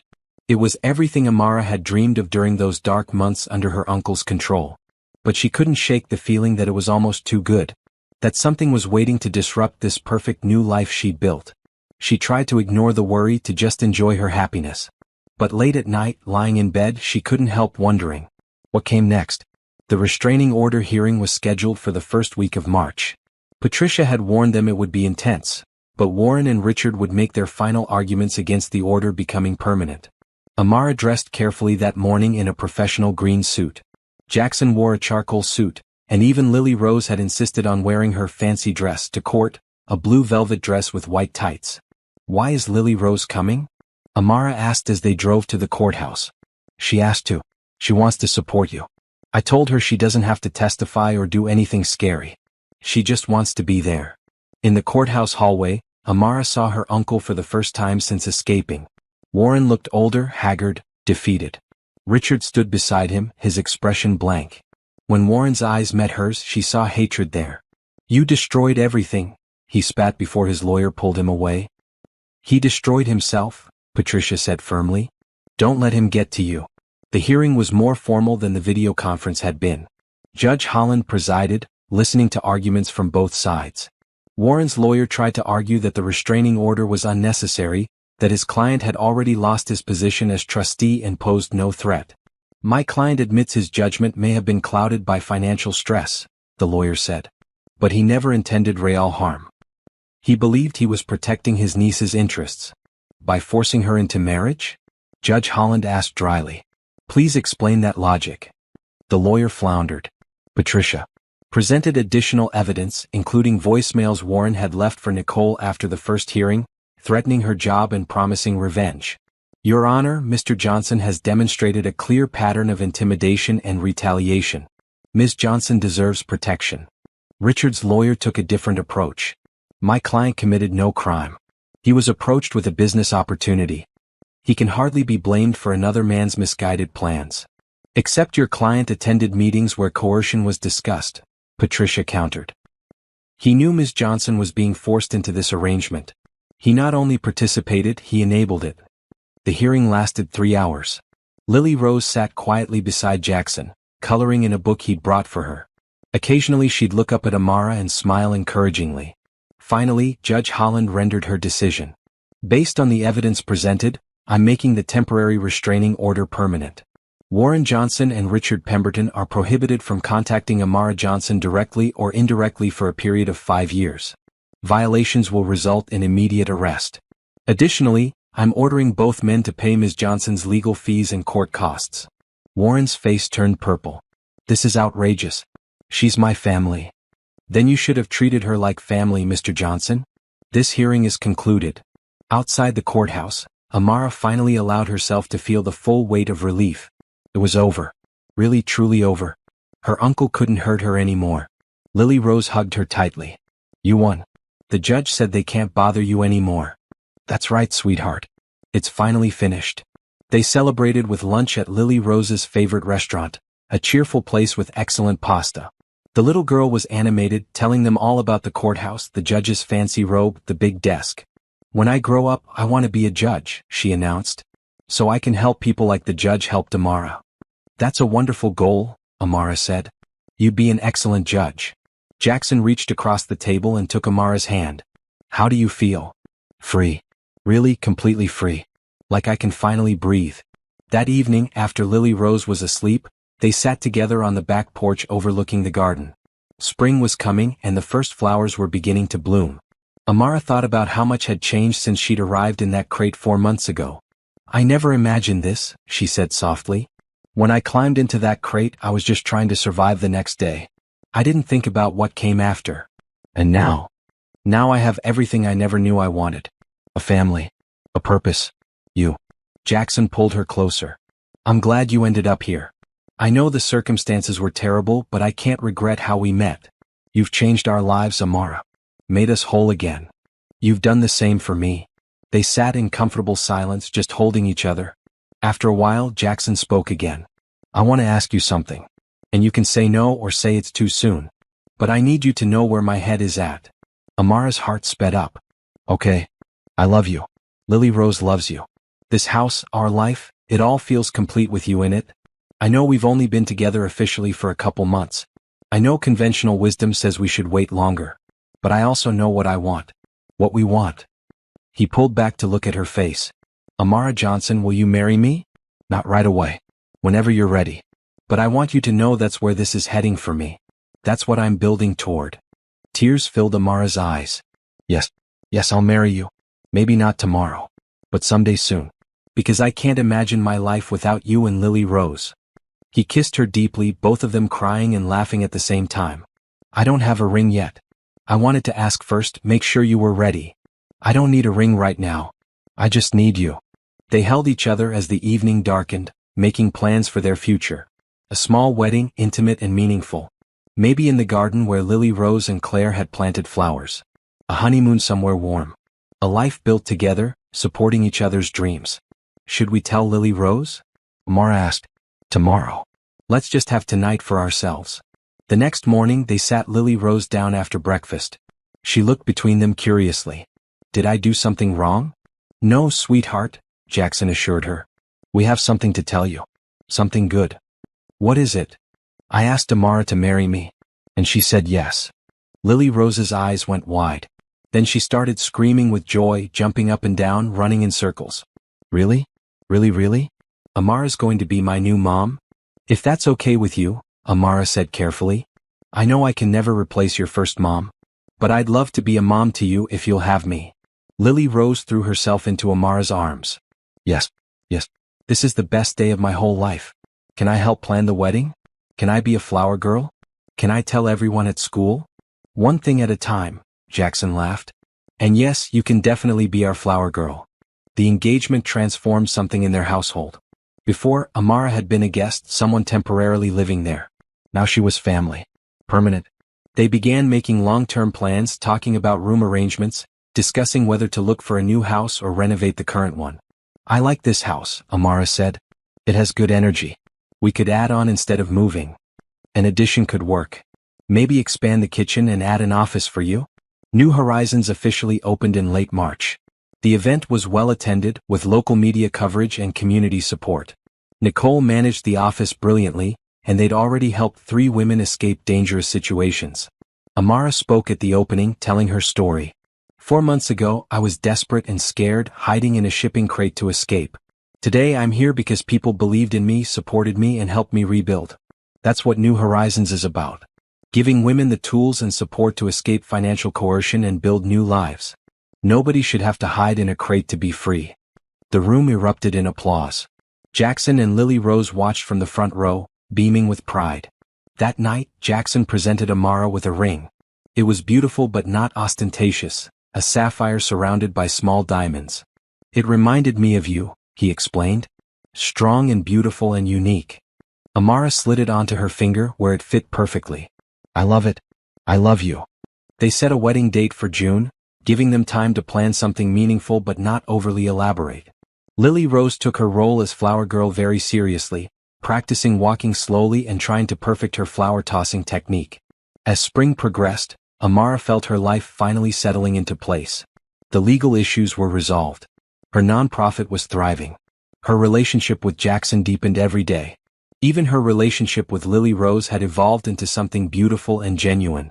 One evening, going through boxes from her parents' house, Amara found letters her mother had written her but never sent.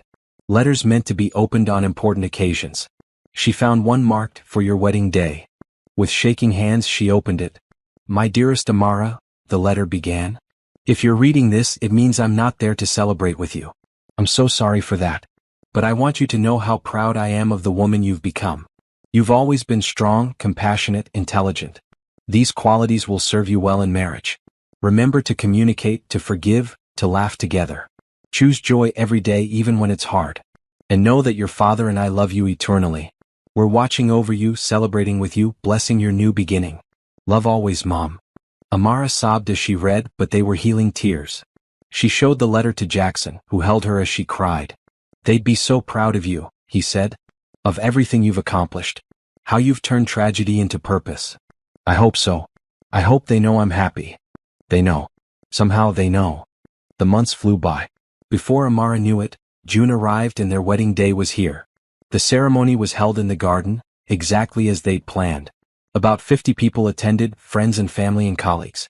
Lily Rose was perfect as flower girl, walking slowly and carefully, tossing petals with great concentration. Nicole served as Amara's maid of honor, and Trevor stood up as Jackson's best man. Amara wore a simple ivory dress, elegant and comfortable. Jackson was devastatingly handsome in his suit.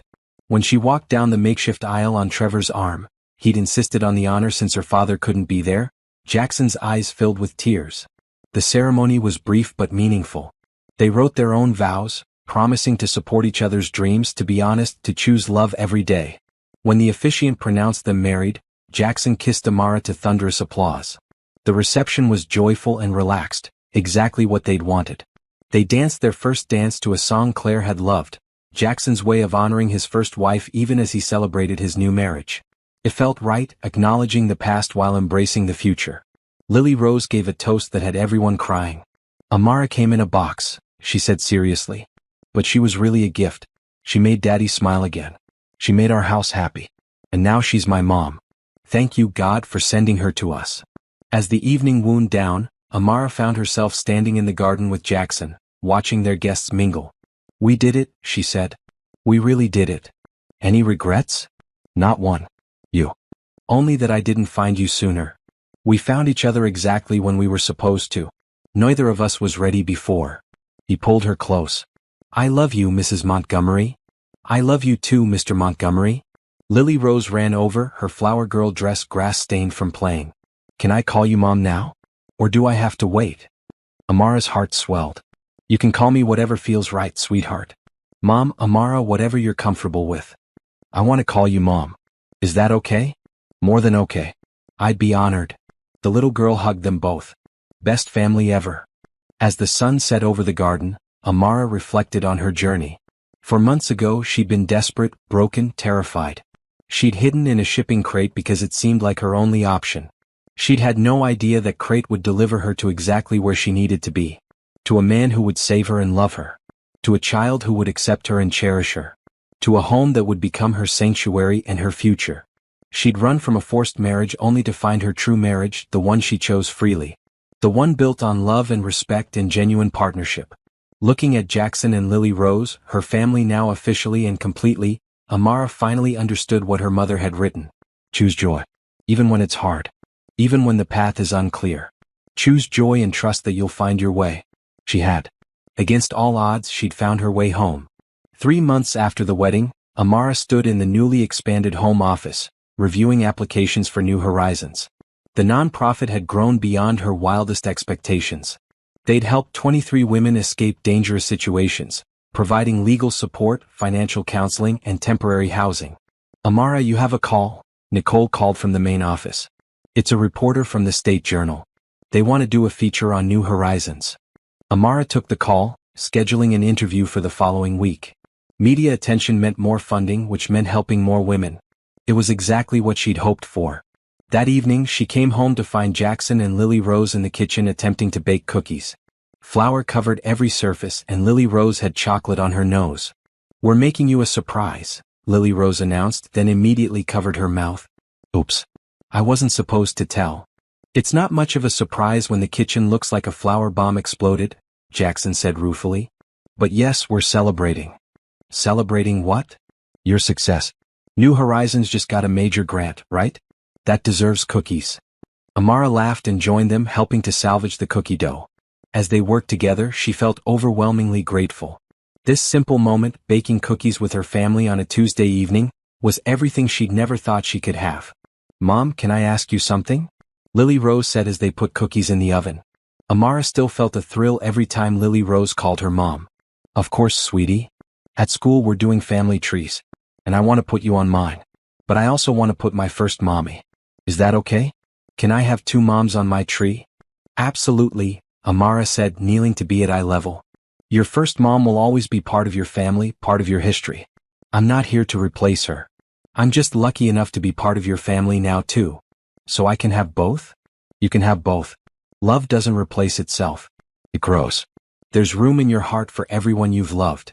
Lily Rose hugged her tightly. You're really good at being a mom. Later, after Lily Rose was in bed, Jackson found Amara in their bedroom. They'd converted the master suite to include a sitting area where they could relax together in the evenings. You handled that beautifully, he said, pulling her close. The family tree question. I meant it. Claire will always be part of our family. I don't want Lily Rose to feel like she has to choose or hide her memories. I know.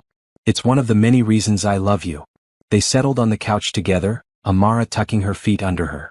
Jackson, I've been thinking. We have this big house, and now that we've expanded it, we have even more space. What if we used some of it to provide temporary housing for women from New Horizons? Just until they get on their feet. Jackson considered this. That's a big step. It would change the privacy and security of our home. I know. And if you're not comfortable with it, I understand. But we have resources. We could help people in immediate danger. Let me think about it. I'm not saying no. But I need to consider what it means for Lily Rose's safety and stability. Of course. That's fair. Over the next few weeks, they discussed the idea in depth. Jackson talked to Trevor, who surprisingly supported the concept.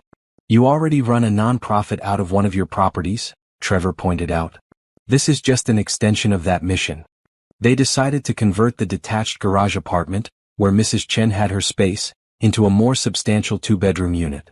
Mrs. Chen agreed to move into one of the expanded rooms in the main house, and they renovated the garage space to provide temporary housing for up to 2 families at a time. We'll have clear rules, Jackson insisted. Security protocols, vetting processes, time limits. I want to help, but I also want to protect our family. Agreed completely. The renovation took 2 months. During that time, New Horizons continued to grow. The media feature brought in donations and volunteer applications. They hired 2 more counselors and expanded their legal aid program. Amara reconnected with Margaret, the literacy program director she'd met at the gala. They began collaborating, with New Horizons clients attending literacy classes and Margaret students learning about financial literacy and legal rights. In August, they hosted their first 2 families in the renovated apartment. Single mothers, both escaping financial coercion similar to what Amara had experienced. Lily Rose was thrilled to have other children to play with, though they maintained careful boundaries about privacy and family space. This is good, Jackson said one evening, watching the children play in the garden. Scary but good. We're making a real difference. Because you were willing to take a risk. Not everyone would open their home like this. I learned from the best, he said, kissing her forehead. You took a risk getting into that crate. Sometimes risks lead to beautiful things. As fall approached, Amara finished her MBA.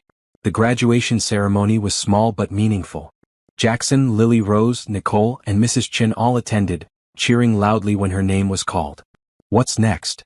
Jackson asked at the celebration dinner afterward. You've accomplished so much already.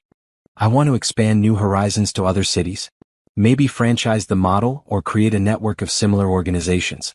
There are women everywhere who need this kind of support. That's ambitious. I learned ambition from my husband, she teased. The man who built a tech company from his college dorm room. Fair point. That night, lying in bed, Amara reflected on her journey. It had been 8 months since she'd arrived in that crate, terrified and desperate. In that time, she'd gained a family, started a nonprofit, completed her degree, and found purpose in helping others. What are you thinking about? Jackson asked, his arm around her. How much life can change. How one desperate decision led to everything I have now. No regrets. Not a single one. You. Only that we didn't take more honeymoon time. A weekend wasn't nearly enough. We can fix that. Maybe during Lily Rose's winter break, we take a real vacation. The 3 of us. I'd like that. They planned a trip to Disney World for December, Lily Rose's dream destination. She was beside herself with excitement when they told her, already making lists of rides she wanted to try. New Horizons continued to thrive. By October, they'd helped 37 women and their children. Some moved on to independent living. Others needed longer-term support. But all of them found resources, legal help, and community. Amara was invited to speak at a national conference on domestic and financial abuse. Her story, combined with New Horizons' success, made her a sought-after speaker. She traveled to 3 different cities that fall, sharing her experience and encouraging others to start similar programs. You're becoming famous, Jackson teased after one particularly well-received speech. My wife, the advocate. I'm not famous. I'm just loud about something important. Same thing really. One evening in November, Amara received an unexpected call. Hello, is this Amara Montgomery? Yes, speaking. This is Susan Barnes from the Governor's Task Force on Family Justice. We'd like to invite you to join our advisory committee. Your work with New Horizons has caught the Governor's attention, and we believe your perspective would be valuable in shaping policy. Amara was stunned. Yes. I'd be honored. She told Jackson the news that night. He swept her up in a hug, spinning her around. This is huge. Do you realize what this means? You'll be helping create statewide policy. Laws that protect people. It's overwhelming. You can handle it. Look at everything you've already accomplished. The advisory committee met monthly, and Amara threw herself into the work. She collaborated with lawyers, social workers, and other advocates to draft legislation protecting people from financial coercion and forced marriages. It was challenging, complex work that required her to learn about legal and political processes. But it was also incredibly fulfilling. By December, their vacation arrived. Disney World was everything they'd hoped for. Lily Rose's joy was contagious as she met her favorite characters, rode roller coasters, and ate too much cotton candy. Amara and Jackson enjoyed seeing the park through her eyes, everything magical and new. On their last evening, after Lily Rose had fallen asleep exhausted in the hotel room, Jackson and Amara sat on the balcony overlooking the lights. This has been perfect, Amara said. Exactly what we needed. We should make it a tradition. Annual family vacation, just the three of us. I'd like that. Jackson was quiet for a moment. Amara, I want to ask you something. And again, you can say no or say it's too soon. Her heart sped up. Okay. How would you feel about expanding our family? Having a baby? Amara turned to look at him, surprised. Really? You want another child?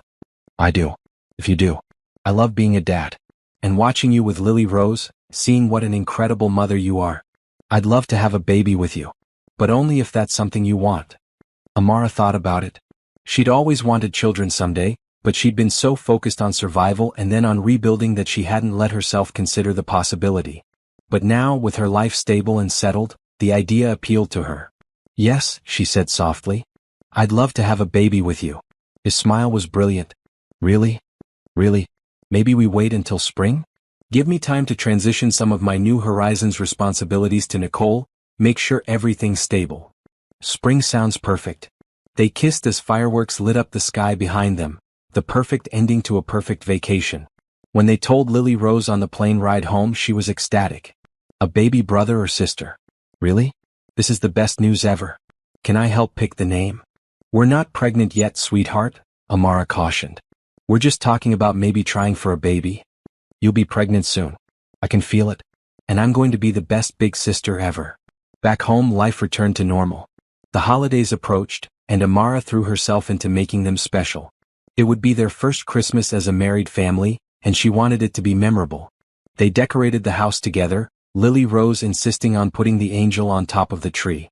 They baked cookies with Mrs. Chen, went ice skating, and attended the school winter concert where Lily Rose sang Jingle Bells with her class. On Christmas Eve, after Lily Rose was finally asleep, Jackson and Amara sat by the tree, drinking hot chocolate and enjoying the peaceful moment. This is everything I never knew I wanted, Amara said softly. This house, this family, this life. Me too. When Claire died, I thought this kind of happiness was gone forever. But you brought it back. Brought us back to life. We brought each other back. They sat in comfortable silence, watching the lights twinkle on the tree. Outside, snow began to fall, covering the garden in white. What do you think next year will bring? Jackson asked. Hopefully a baby, Amara said, smiling. More growth for New Horizons. Maybe some policy wins on the task force. More moments like this. Sounds perfect. And it was. As the year ended and a new one began, Amara felt deeply, profoundly grateful. She'd escaped a nightmare and found a dream. She'd hidden in a crate and discovered a family. She'd lost everything and gained more than she'd ever imagined. The journey had been terrifying and painful and hard. But every step had led her here, to this moment, to this life, to these people she loved beyond measure. She wouldn't change a thing. Spring arrived with a burst of color in the garden. The flowers Claire and Lily Rose had planted years ago bloomed enthusiastically, as if celebrating the joy filling the Montgomery home. Amara stood at the window of their bedroom, one hand on her slightly rounded belly. 6 weeks pregnant, confirmed just yesterday. She and Jackson had told Lily Rose last night, and the little girl had cried happy tears before insisting on talking to the baby through Amara's stomach. I'm going to teach you everything, Lily Rose had whispered to the barely there bump. How to paint and read and find the best hiding spots in the garden. You're going to love it here. Now, watching the sunrise, Amara felt profound contentment. 1 year. It had been exactly 1 year since she'd climbed into that shipping crate, desperate and afraid. 365 days that had completely transformed her life. Jackson came up behind her, wrapping his arms around her waist and resting his chin on her shoulder. What are you thinking about? How much has changed? How grateful I am. We're the grateful ones. You saved us just as much as we saved you. There was a soft knock on the door and Lily Rose peeked in, still in her pajamas. Can I come in? Of course, sweetheart, Amara said. The little girl ran over and hugged them both. I had a dream about the baby. I think it's a girl. And I think we should name her Hope. That's a beautiful name, Jackson said. But we don't know if it's a girl yet. It is. I know it. Lily Rose looked up at Amara with absolute certainty. Hope, because that's what you brought us. Hope. Amara felt tears prick her eyes. We'll definitely consider it, baby. Later that day they drove to New Horizons for a special event. The organization was celebrating its 1-year anniversary, and local officials would be attending, including the governor. The center was decorated with balloons and banners. Over 100 people filled the space, women they'd helped, volunteers, donors, community members. Nicole had organized everything perfectly, down to the catering and speeches. The governor spoke first, praising New Horizons' work and announcing a state grant to help expand the program. Then Amara took the podium, looking out at all the faces. 1 year ago today I was hiding in a shipping crate, she began. I was scared, desperate, and I'd lost all hope. I didn't know where I was going or what would happen next. I just knew I had to escape. She saw some of the women in the audience nodding, recognizing their own stories in hers. That crate brought me to the Montgomery family. Jackson and Lily Rose saved my life that day. They gave me shelter, support, and eventually love. They showed me that family isn't just about blood. It's about the people who choose to stand by you, to fight for you, to believe in you when you can't believe in yourself. She gestured to the room around them. New Horizons exists because of what I learned in those early days. That asking for help isn't weakness. That you don't have to face financial coercion alone. That there are people who care, resources available, legal protections you can access. We've helped 49 women and 63 children in our first year. That's 49 stories of courage, of survival, of rebuilding. The room erupted in applause. Amara waited for it to quiet before continuing. But we're not done. This year we're expanding to 3 more cities. We're launching an online resource center so women anywhere can access information. We're working with the governor's task force to strengthen laws protecting people from financial coercion. And we're here every day ready to help the next person who walks through our doors. She looked at Jackson and Lily Rose, standing at the side of the room. I want to thank my family for their unwavering support. My husband Jackson, who took a risk on a stranger in a crate and changed both our lives. My daughter Lily Rose, who declared me a gift from God and loved me from day one. And my parents, Thomas and Jennifer Johnson, whose values and legacy guide everything I do. As she stepped down from the podium, the room gave her a standing ovation. Women she'd helped came forward to hug her, to thank her, to tell her about their new jobs, their new apartments, their new lives. One woman, Maria, pulled Amara aside. I came here 3 months ago with nothing. Just me and my 2 kids, running from my ex-husband who controlled all our money. You helped me get a restraining order, taught me about financial independence, connected me with resources. Today I start my new job as a bank teller. I have my own apartment. My kids are thriving. You saved us. You saved yourself, Amara corrected gently. You made the choice to leave, to fight for your children, to rebuild. I just provided some tools. Tools I couldn't have found alone. Thank you. As the event wound down, Trevor approached Amara. Over the past year, he'd gone from skeptical to supportive, even joining New Horizons advisory board. You've done something remarkable here, he said. Jackson's lucky to have you. We all are. Thank you, Trevor. That means a lot. I wanted you to know, I'm setting up a foundation to provide ongoing funding for New Horizons. Anonymous donation, substantial enough to ensure long-term stability. Amara was stunned. Trevor, that's incredibly generous. It's an investment in something that matters. You've proven this model works. Now let's make sure it can keep working. That evening back home they celebrated quietly. Mrs. Chen made Amara's favorite dinner, and they ate together in the kitchen, the most comfortable room in the house. Big day, Jackson said, raising his water glass. To Amara and New Horizons. 1 year of changing lives. To family, Lily Rose added. And to baby Hope. We haven't decided on the name yet, Amara protested, but she was smiling. But it's perfect. Hope is what you gave us. And hope is what the baby will bring. Amara looked at Jackson, who shrugged. She makes a good argument. If it's a boy? Amara asked. Then we'll figure something else out. But it's a girl. I know it. After dinner they all went to the garden. The space had become even more beautiful over the past year, with new plantings and a small pond Jackson had added. They sat on the bench watching the sun set, Lily Rose between her parents. I want to tell you both something, Amara said. Something I've been thinking about. What is it? Jackson asked. I want to create a scholarship fund. In my parents' names.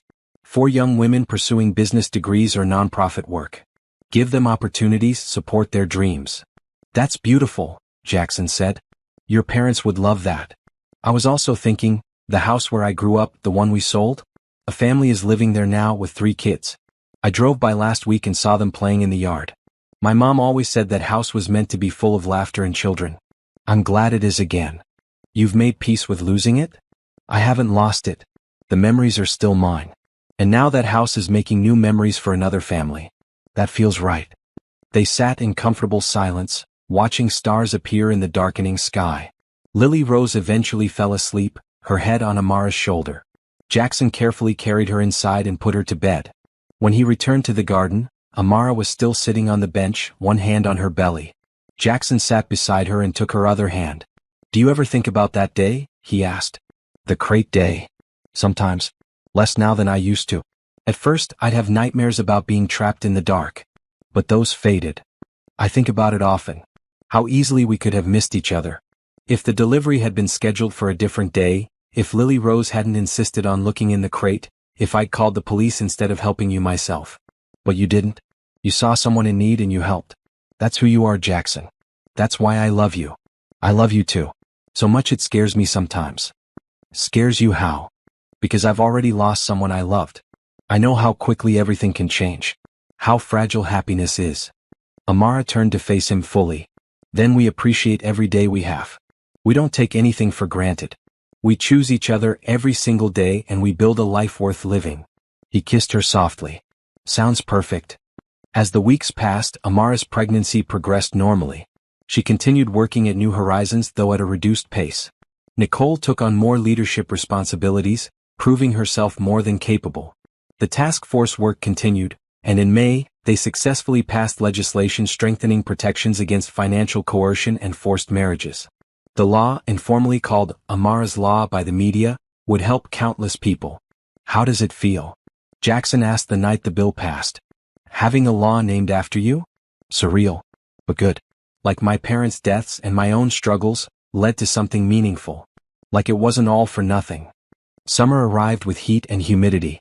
Amara, now 6 months pregnant, spent most of her time in air conditioning. Lily Rose was devoted to the baby, talking to Amara's belly constantly and reading stories to her future sibling. I can't wait to meet you, Lily Rose would say, her small hand on Amara's stomach. I'm going to be the best big sister. I'll protect you always. In August they had a small baby shower. Friends from New Horizons, neighbors, family. Margaret from the literacy program brought books.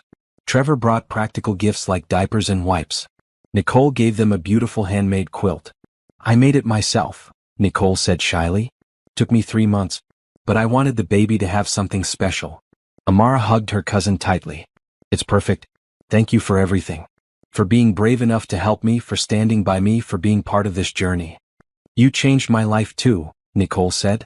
Gave me purpose and showed me I could stand up for what's right. As September approached, Amara went into nesting mode. She and Jackson set up the nursery in the room next to Lily Rose's, painting it a soft yellow with white trim. They assembled the crib, stocked shelves with tiny clothes, and hung the mobile Jackson's mother had sent. It's really happening, Amara said, standing in the finished nursery. We're going to have a baby. Terrifying, right? The best kind of terrifying. Labor started on a Monday morning in early October. Amara woke to contractions and gently shook Jackson awake. It's time. He shot up, immediately alert. Time? Like time? Like time. Call Mrs. Chin to stay with Lily Rose and get the hospital bag. 3 hours later they were in the delivery room. It was long and painful and exhausting, but Jackson stayed by her side the entire time, holding her hand, encouraging her, reminding her to breathe. You can do this, he kept saying. You're the strongest person I know. Finally, at 4:47 p.m., their daughter was born. 7 pounds, 3 ounces with dark hair in Jackson's eyes. She screamed lustily, announcing her arrival to the world. "She's perfect," Amara sobbed, holding their daughter for the first time. "Absolutely perfect." "What's her name?" the nurse asked. Amara looked at Jackson and they both smiled. "Hope," they said together. "Hope Jennifer Montgomery." "Hope for what she represents," Jackson explained. "And Jennifer for Amara's mother." When they brought Hope home 2 days later, Lily Rose was waiting at the door, practically vibrating with excitement. "Can I hold her? Please?" They settled on the couch, carefully placing Hope in Lily Rose's arms with plenty of support. The 7-year-old looked down at her baby sister with pure wonder. "I hope. I'm your big sister Lily Rose. I've been waiting forever to meet you. I'm going to teach you so many things. And I'm going to protect you always. Just like Mom protected me and Dad protected both of us. We're a family and families love each other forever." Amara felt tears stream down her face. This moment, this perfect, beautiful moment, was everything. Her daughter holding her new baby sister. Her husband beside her, his arm around her shoulders. Their family, complete and whole and full of love. That night, after Hope was fed and sleeping in her bassinet, Jackson and Amara lay in bed exhausted but happy. "1 year ago, I was pregnant and we were planning for this moment," Amara said. "And now she's here. Our daughter. Hope." "2 daughters," Jackson corrected. "Don't forget Lily Rose." "Never. She'll always be my first daughter, no matter what biology says."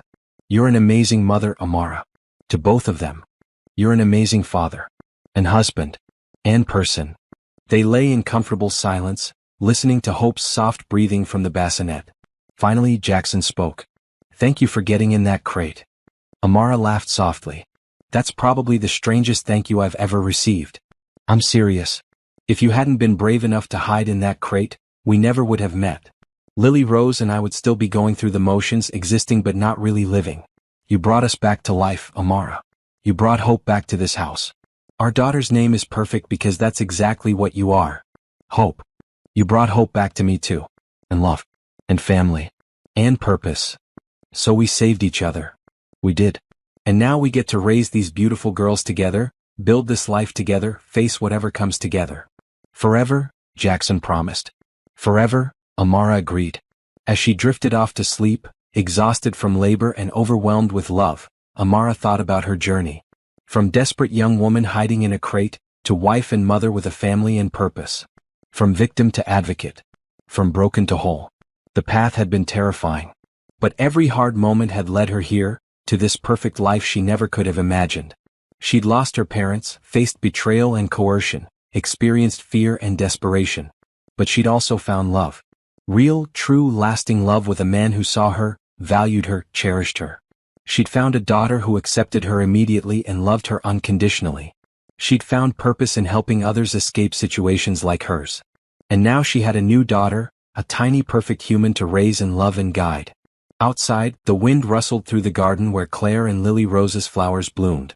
Somewhere, Amara liked to think, her parents and Claire were watching over them all, blessing this beautiful, chaotic, perfectly imperfect family. She'd hidden in a crate to escape a nightmare. And she'd found a dream instead. A dream of family, love, purpose, and hope. A dream that would last forever.